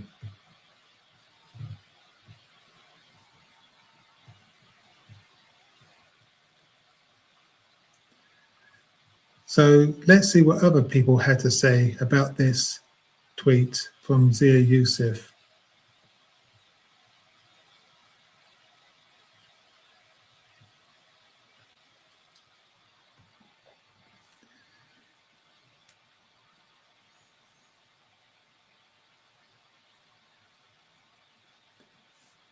Chrissy Egrech said, "How dare you make these threats, Yusuf? Who the fuck do you think you are?" Sharon said, "He may be the most unpopular prime minister, but you're never going to be in that place to even get to be the most unpopular prime minister." Monty and Lottie said, "When are the MPs having a vote on Richard Tice's tax evasion? Nathan Gill and Farage's links to Putin and Orban. Farage's tax affairs, who brought his Clacton house, Farage and the Epstein files, ex-Tories who won't stand in a by-election after joining your party, GB News reform bias. All good points. Fee said, yep, vote wisely in the council elections and bin out racist reform. Zia, you have zero power. You're not even an elected official in any capacity, let alone an MP.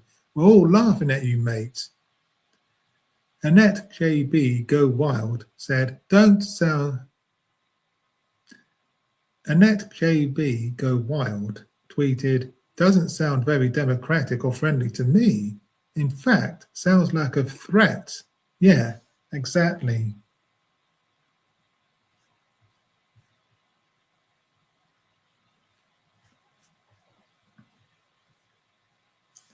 And as I've already said, to use such violent, threatening language like this is really if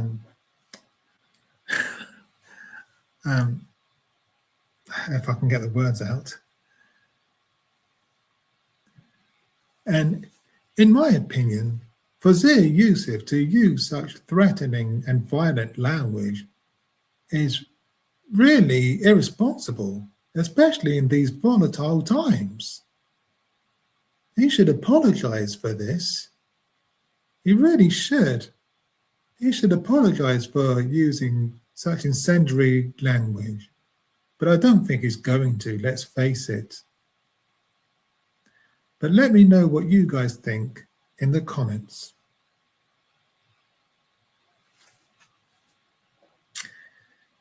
Okay, let's move on.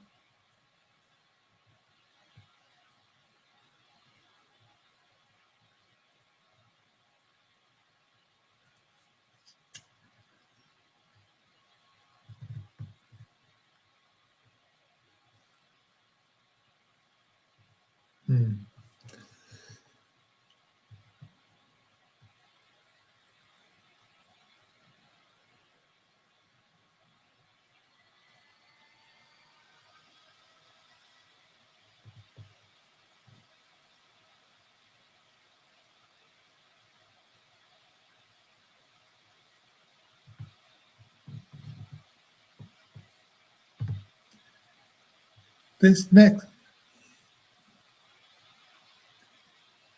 next story is from The Guardian.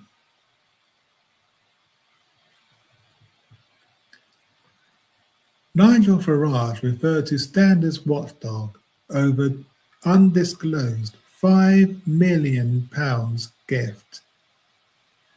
Rival parties demand investigation as Tory party chair refers Reform UK leader to commissioner over gift from crypto tycoon.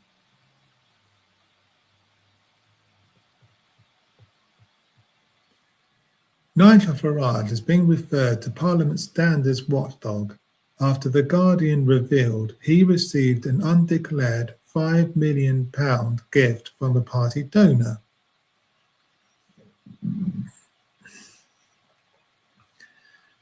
The referral was made by the Conservative Party, citing rules that require MPs to declare any personal benefit they have received in the 12 months before taking office, and to do so within a month of being elected. The gift from the Thailand-based crypto billionaire Christopher Harborne fell within that period. Some personal gifts are exempt from the reporting rules if they could not reasonably be thought by others to be related to membership of the House or to the member's parliamentary or political activities, according to the Code of Conduct and Rules for MPs. This is really dodgy. This is dodgy as fuck. I agree. This should be investigated. Nigel Farage is greedy for money. He doesn't care about you or me. He doesn't care about the regular person. All he cares about is enriching himself and his cronies. £5 million from a party donor who doesn't even live in this country. This should be thoroughly investigated. It really should.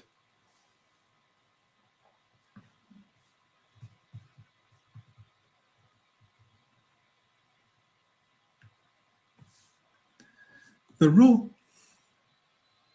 rules add both the possible motive of the giver and the use to which the gift is to be put should be considered. If there is any doubt, the benefit should be registered. And there's a photograph there of Christopher Harborne in 2022. Lawyers acting for him did not offer a comment. Photograph George Cracknell Wright, LNP. Farage has stated he did not intend to stand as a prospective MP, but U-turned in June 2024, within weeks of receiving the personal gift from Harborne. A spokesperson for Reform said the gift and Farage's decision to stand as an MP were entirely unrelated. Yeah, right, sure, pull the other one. The thing is, we've already seen what Farage is prepared to say for money in his cameo videos. How much more is he prepared to say and do for £5 million?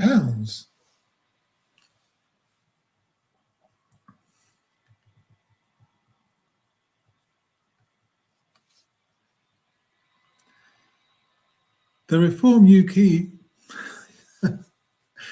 Start again. The Reform UK leader said in an interview with the Daily Telegraph, after he was approached by The Guardian for comment on its exclusive story, that the gift was made because Christopher is an ardent supporter who is deeply concerned for my safety. Yeah, okay. Farage has also received taxpayer-funded security since becoming an MP, but it was reported that this was reduced last year. A spokesperson for Reform UK said he does not receive any state-funded security. Kevin Hollinrake, the Tory party chair, said Farage had been obliged to declare the gift. He said the Conservatives are today referring Nigel Farage to the Parliamentary Standards Commissioner. This £5 million from the crypto billionaire Christopher Harborne raises serious questions. What is Nigel Farage hiding? And why does Reform think the rules don't apply to them? This stinks, and Reform should come clean now. The Labour Party said it appeared that Farage had broken the rules by failing to declare the gift. It's just the latest alarming example of Farage and his MPs believing there is one rule for them and another for everyone else, said Anna Turley, the Labour Party chair. Daisy Cooper, the Liberal Democrats' deputy leader, said it looks like Farage has been brought out. But he's deluded if he thinks the British people will stand for this. Farage must come clean on whether he promised anything to Harborne in exchange for this eye-watering amount of money. There must also be a proper investigation into the Reform leader's links to crypto to see if his actions amount to market abuse. And that's a very good point. That is a very good point, because no one donates that amount of money to a political party out of the goodness of their hearts.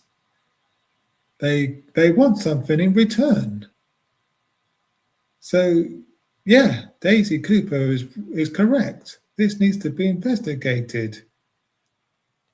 And she's correct in saying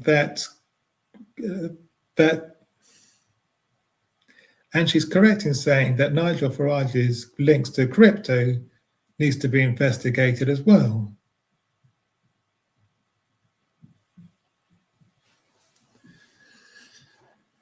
Labour's Phil Brickell, the chair of the All-Parliamentary Group on Anti-Corruption, said, "This goes to the heart of trust, transparency and integrity in public life. The standards system only works if it's enforced. The Standards Commissioner must investigate urgently."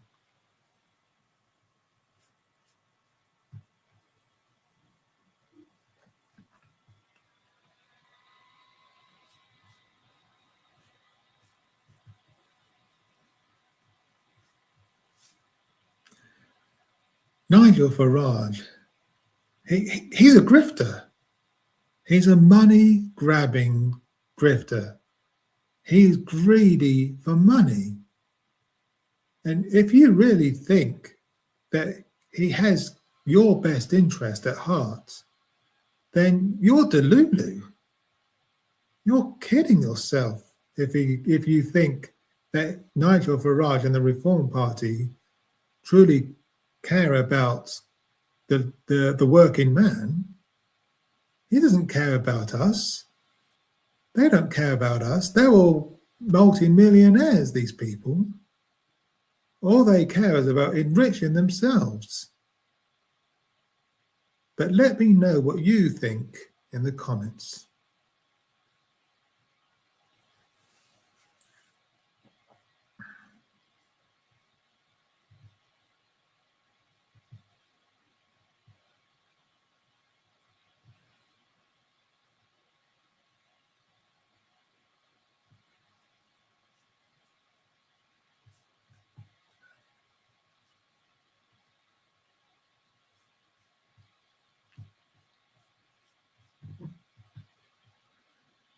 Okay, next segment.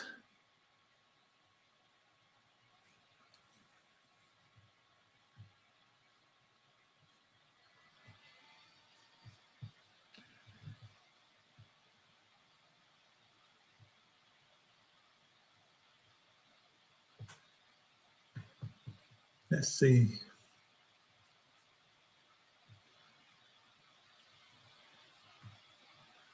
Ah, yes. This is the one. I found it quicker this time.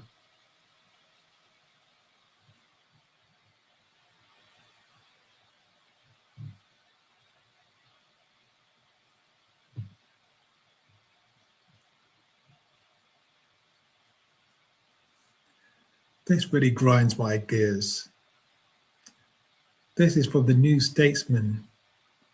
Mark Gatiss, "I don't understand the antipathy towards Keir Starmer.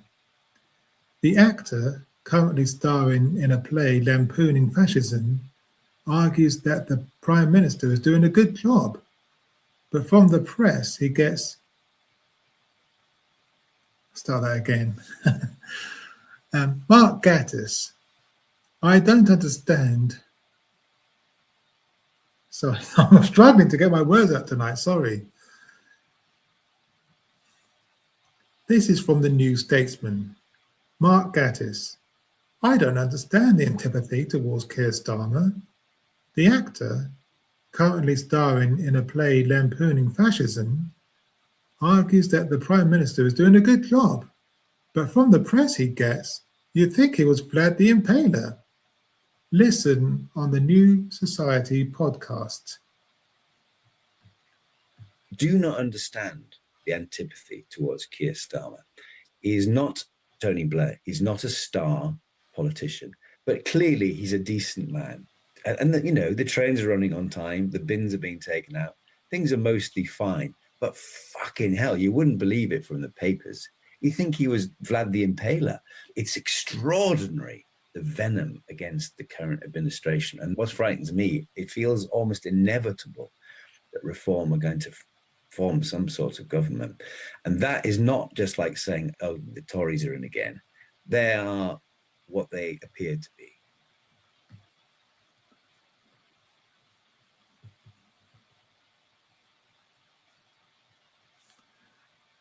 What does he mean he doesn't understand the antipathy towards Keir Starmer? I don't understand this guy. I don't understand what he means by this, by saying that he's basically a good person. He isn't a good person. He's a genocide enabler. For 2 years now, he's been enabling the genocide in Gaza. He's not a good man. For goodness sake, have you not been paying attention for the last 2 years? For crying out loud. I used to really rate Mark Gatiss ever since I saw him in the League of Extraordinary Gentlemen. I was quite a fan of him. And I really appreciated the work he did on some of the Doctor Who stories as well. But hearing him say this, he's really gone down in my estimation a great deal.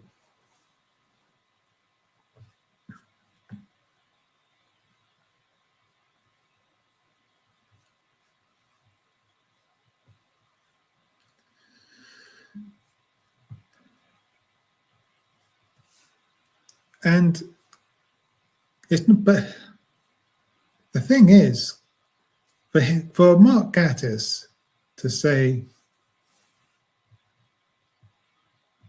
hang on,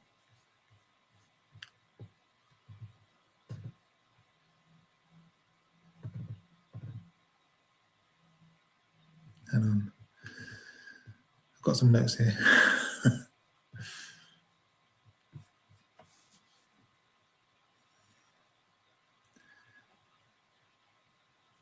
For Mark Gatiss to say that he doesn't understand the antipathy towards Keir Starmer, I think is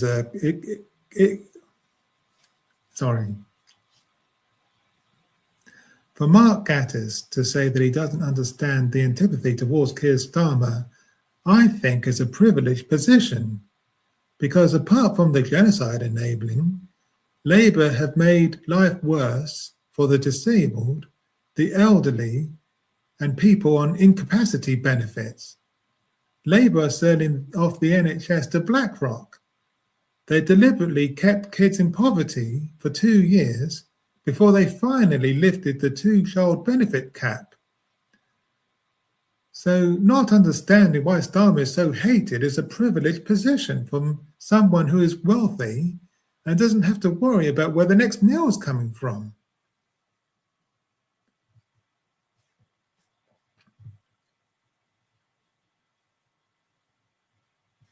So Mark Gatiss has really gone down in my estimation. Really disappointing.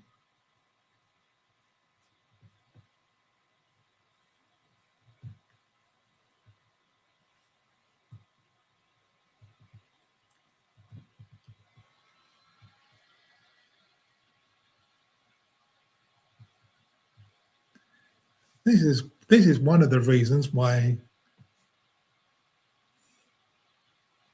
This is one of the reasons why. This is one of the reasons why Keir Starmer and the Labour Party are hated.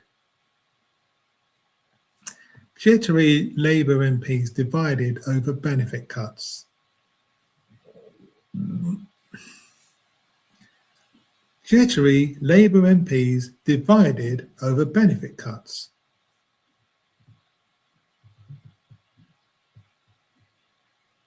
This is from the 23rd of May last year. This week, Sir Keir Starmer and his ministers redoubled their efforts to win over Labour MPs minded to join what could be the biggest rebellion yet against his government. Dozens of Labour MPs have raised concerns about benefits cuts worth $5 billion a year by 2030 and their potential impact on disabled people. The reforms to disability benefits have divided the party and left many pondering, what is Labour for exactly? A Labour cause is how Sir Keir described the package of welfare reforms at a meeting of his MPs on Monday. Next month, those MPs will have to decide whether that's a cause worth getting behind when the benefits changes are voted on in Parliament for the first time. As ministers come under pressure to water down their welfare plans, Labour MPs with different perspectives told the BBC where they stand. So that's one reason, because they have plans to cut disability benefits.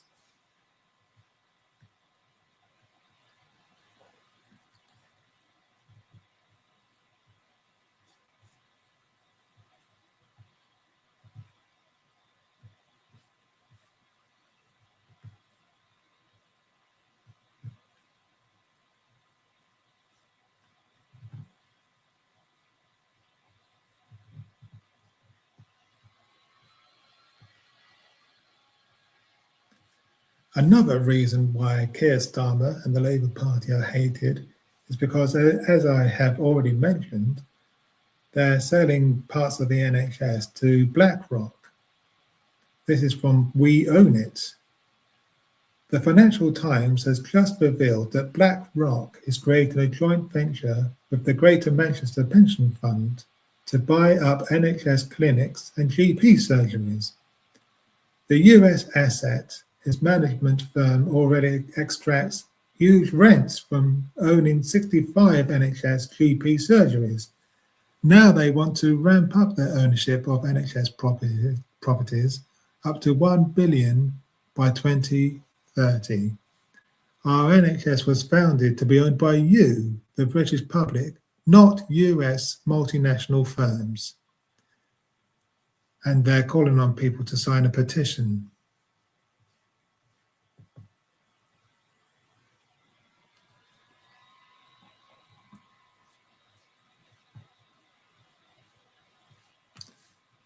So Labour, they're making life more difficult for the disabled. They're making life more difficult for the elderly. And they're selling parts of the NHS to BlackRock, bringing about privatisation by stealth. That's why Keir Starmer is so hated.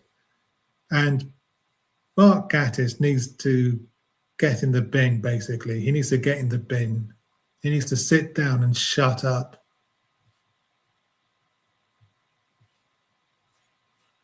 So, yeah,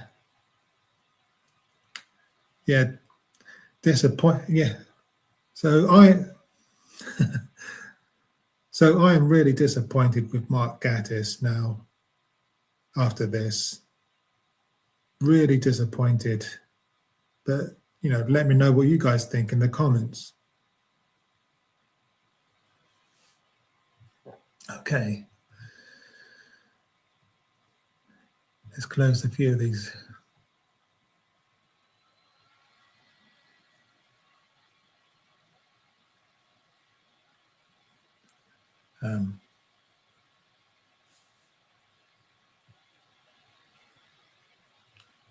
Okay, just two more stories.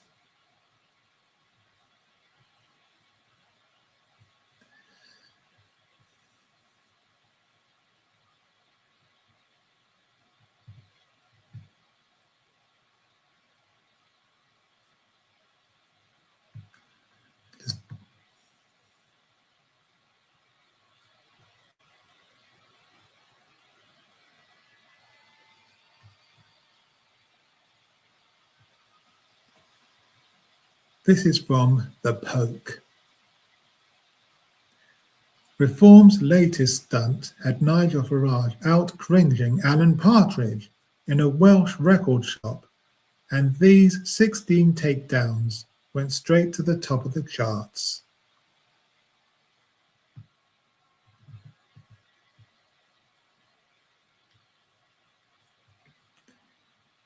With just 9 days left to the local elections in England and the Senedd and Holyrood elections in Wales and Scotland, Reform UK pulled out the big gun, yes, singular, on a campaign trip to Wales. Reform UK Wales, Clyde needs reform.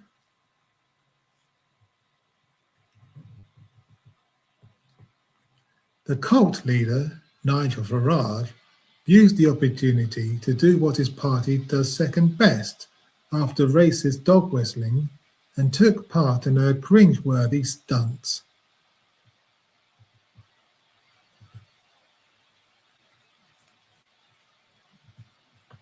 Nigel Farage tweeted this: "I found some absolute classics in this record store." Vinyl is back. I'm here in a shopping reel. Let's see what we can find. Oh, love that. Love that. Never mind the borders. Here's the Green Party. Yes, everybody welcome. Reduced down to almost nothing. Careless Whisper. Tell you what, he's not long for this world. There's no doubt about that. Oh, yeah. Have a look at this. Straight out of Commons. That is the end of the Tory party. Zach Polanski. Drugs for the many, not the few. Well, that's the policy. I like that one. Keir today, gone tomorrow. It is the end of the Keir show, no doubt about it. And a particular favourite is Oh Mandy. Well, you came and you failed all the vetting. We should have sent you away, oh Mandy. Tell you what, forget it all. That's the one to go for. Nigel Farage's Brexit Club Classics. That's the winner. Oh my God.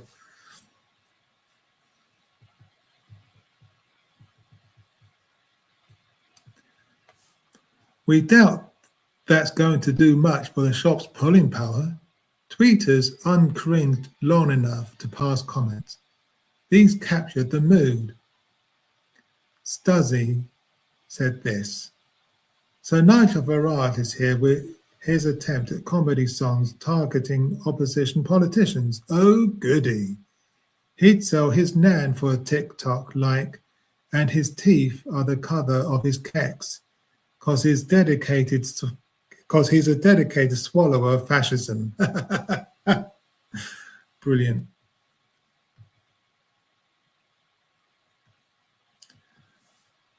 John Ruker said, "This one is a banner after banger." Reform, we all talk bollocks. Brilliant.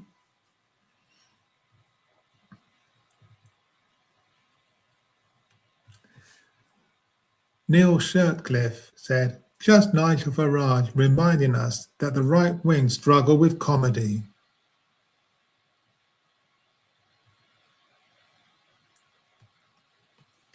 Steve Loftus, a man in his 60s wanders into a relic of the 80s to cling onto a technology long obsolete with dad jokes about songs that are 40 plus years old. Sums up reform really. So I'll read that again. Steve Loftus said this: "A man in his 60s wanders into a relic of the 80s to cling onto a technology long obsolete with dad jokes about songs that are 40 plus years old. Sums up reform, really. True."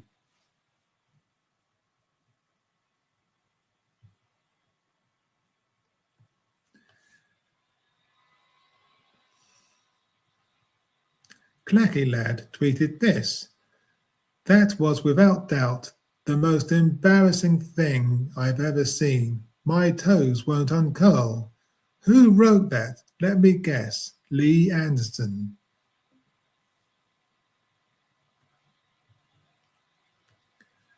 Theora Jones simply said, "These look pretty naff."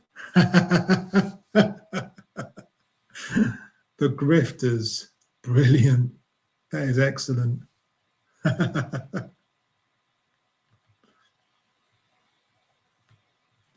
Craig John Curtis, this charmless man. Mr. Ethical simply said, "Pathetic spiv." Exactly. Jamie Bowman, if this is your record shop, you need to hang your head in shame.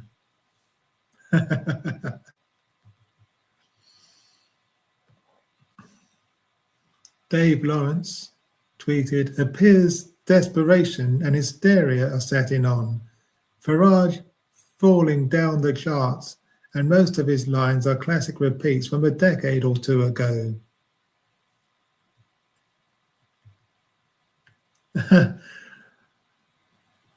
Jay Schwinger simply posted this meme, born to lie.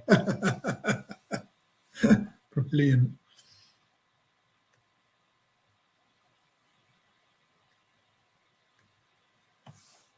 Samuel Watling, this is boomer slop perfected to an art form.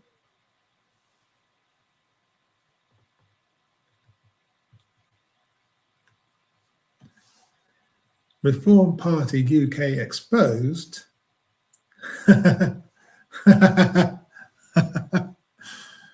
Yes, yeah, that says it all really, doesn't it? Brilliant. Andy Cambridge, is this politics today? Not exactly statesmanlike, is it?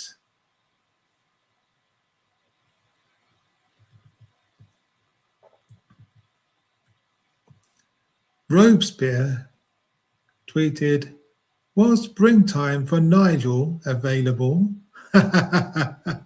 If you know, you know.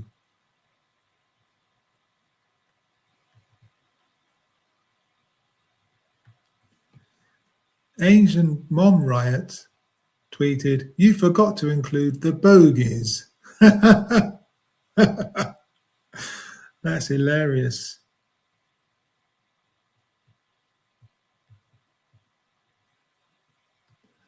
We'll leave this here.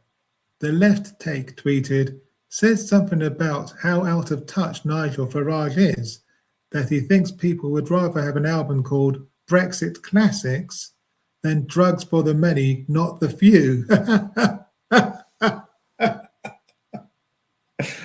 Oh my days. That is hysterical. That is brilliant.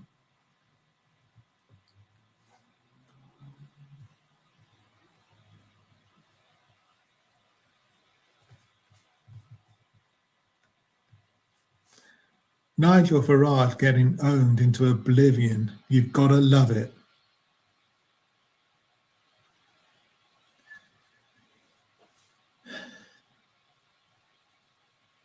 Okay, one final story.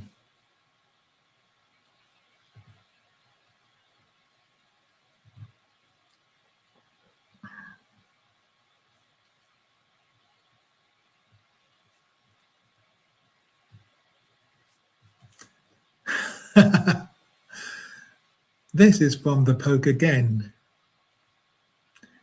It appears that Donald Trump scheduled a press conference during his afternoon nap time again. 15 responses worth waking up for.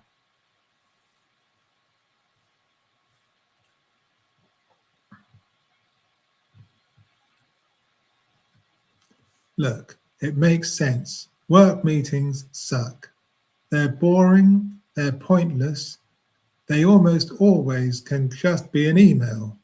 That being said, when work is run in America, and America is currently at war with at least 2 other countries, everyone there should probably be counted on to stay awake for the duration of said meeting. So this footage of the President of the United States of America catching a quick cat nap is just as disturbing as all the other clips of dozy Donald Trump nodding off. This tweet is from Aaron Rupar. Trump is fighting total war against wokeness as his eyes close and his mouth droops. Travis, who was born without the ability to hear, as you heard from Sierra. And the same company and the same dedicated team of scientists that helped save the president's life also delivered a first of its kind gene therapy known as autonomy. So Travis can now hear his mother, as she told you, tell him that she loves him. Hard to think of a greater gift. And just like you, Mr. President, who made our antibody treatment for COVID free. Desperately trying to wake him up there. And thus saved many lives, we have made the decision, the unprecedented corporate commitment to provide this first of its kind gene therapy for hearing loss free to all the children in the United States who can benefit from it. And we do this, oh my God, to hopefully highlight the power of disruptive biotech innovation and all the good that it can bring to all of our lives and our health. But oh my God, that is embarrassing. Are you not embarrassed?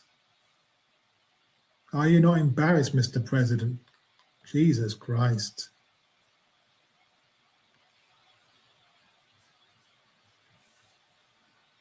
He's got dementia. He's got dementia. And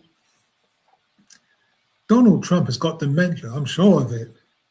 He's up all night and posting on Truth Social. He's posting all kinds of nonsense. He's posting all kinds of conspiracy theories, up until the early hours of the morning. No wonder he can't keep his eyes open, during presses. It's embarrassing, really embarrassing. The 25th Amendment needs to be invoked now, yesterday.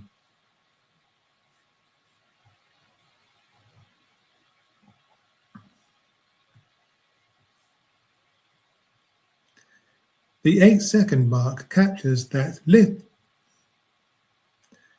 8-second mark captures that little neck jerk people have when they almost fall asleep on an aeroplane.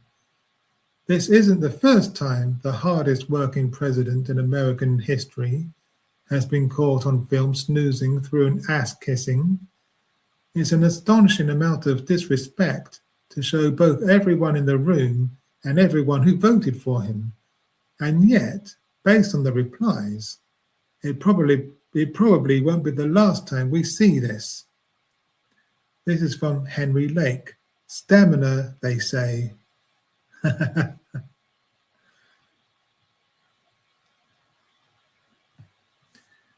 Annie Van Leer says, he doesn't give a fuck. He's bored with their ass kissing. He doesn't even know what the fuck they're talking about. He needs a crowd behind him because he cannot sustain himself any longer.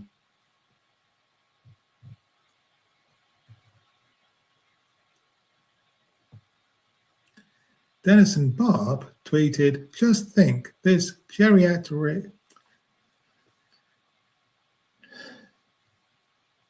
Denison Barb said, just think, this geriatric buffoon holds the nuclear codes. Yeah, scary, isn't it?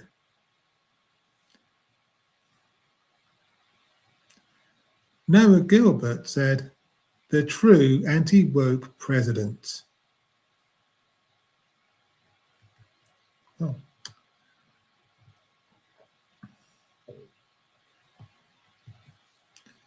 Roger Williams said, he's tired from trying to figure out math. Oh my God.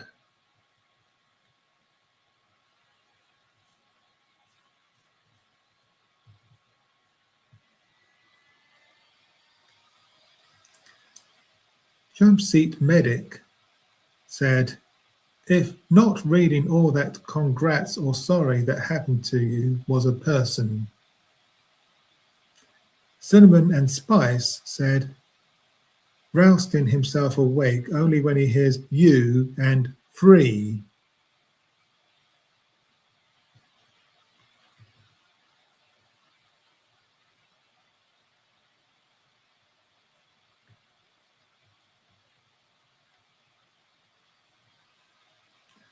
Donna, #Resistor, tweeted, and this is all normal, right? CNN, Fox, etc. If this was Biden, it would be on Fox all day. Hannity and Waters would be destroying him. What's the fucking difference? The Texas alligator said this: "Can we please stop electing these geriatric patients for president?"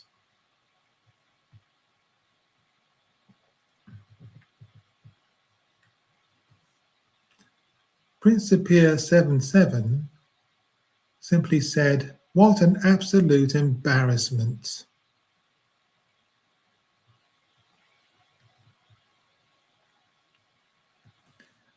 Reverend Dr. Marvin Teller Jr., but Joe Biden.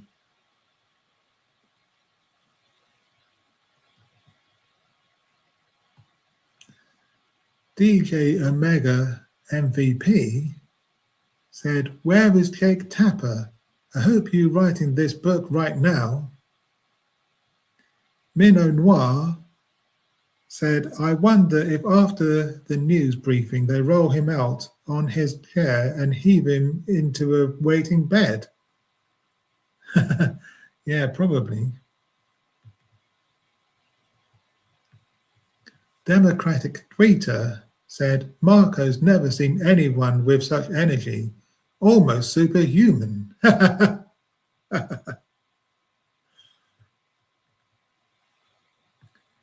And Quiet Riot said, "Draw eyeballs on his eyelids with a Sharpie, problem solved." Yeah, exactly.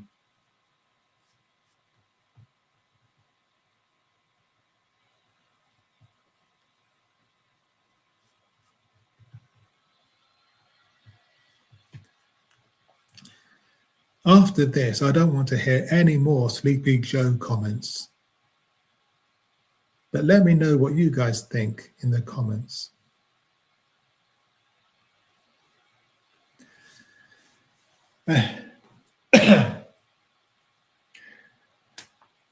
So that about wraps everything up. And if you've made it this far, thanks for watching. And if you're new, do subscribe and ring the bell so you never miss another video. Okay, thanks for watching and bye for now.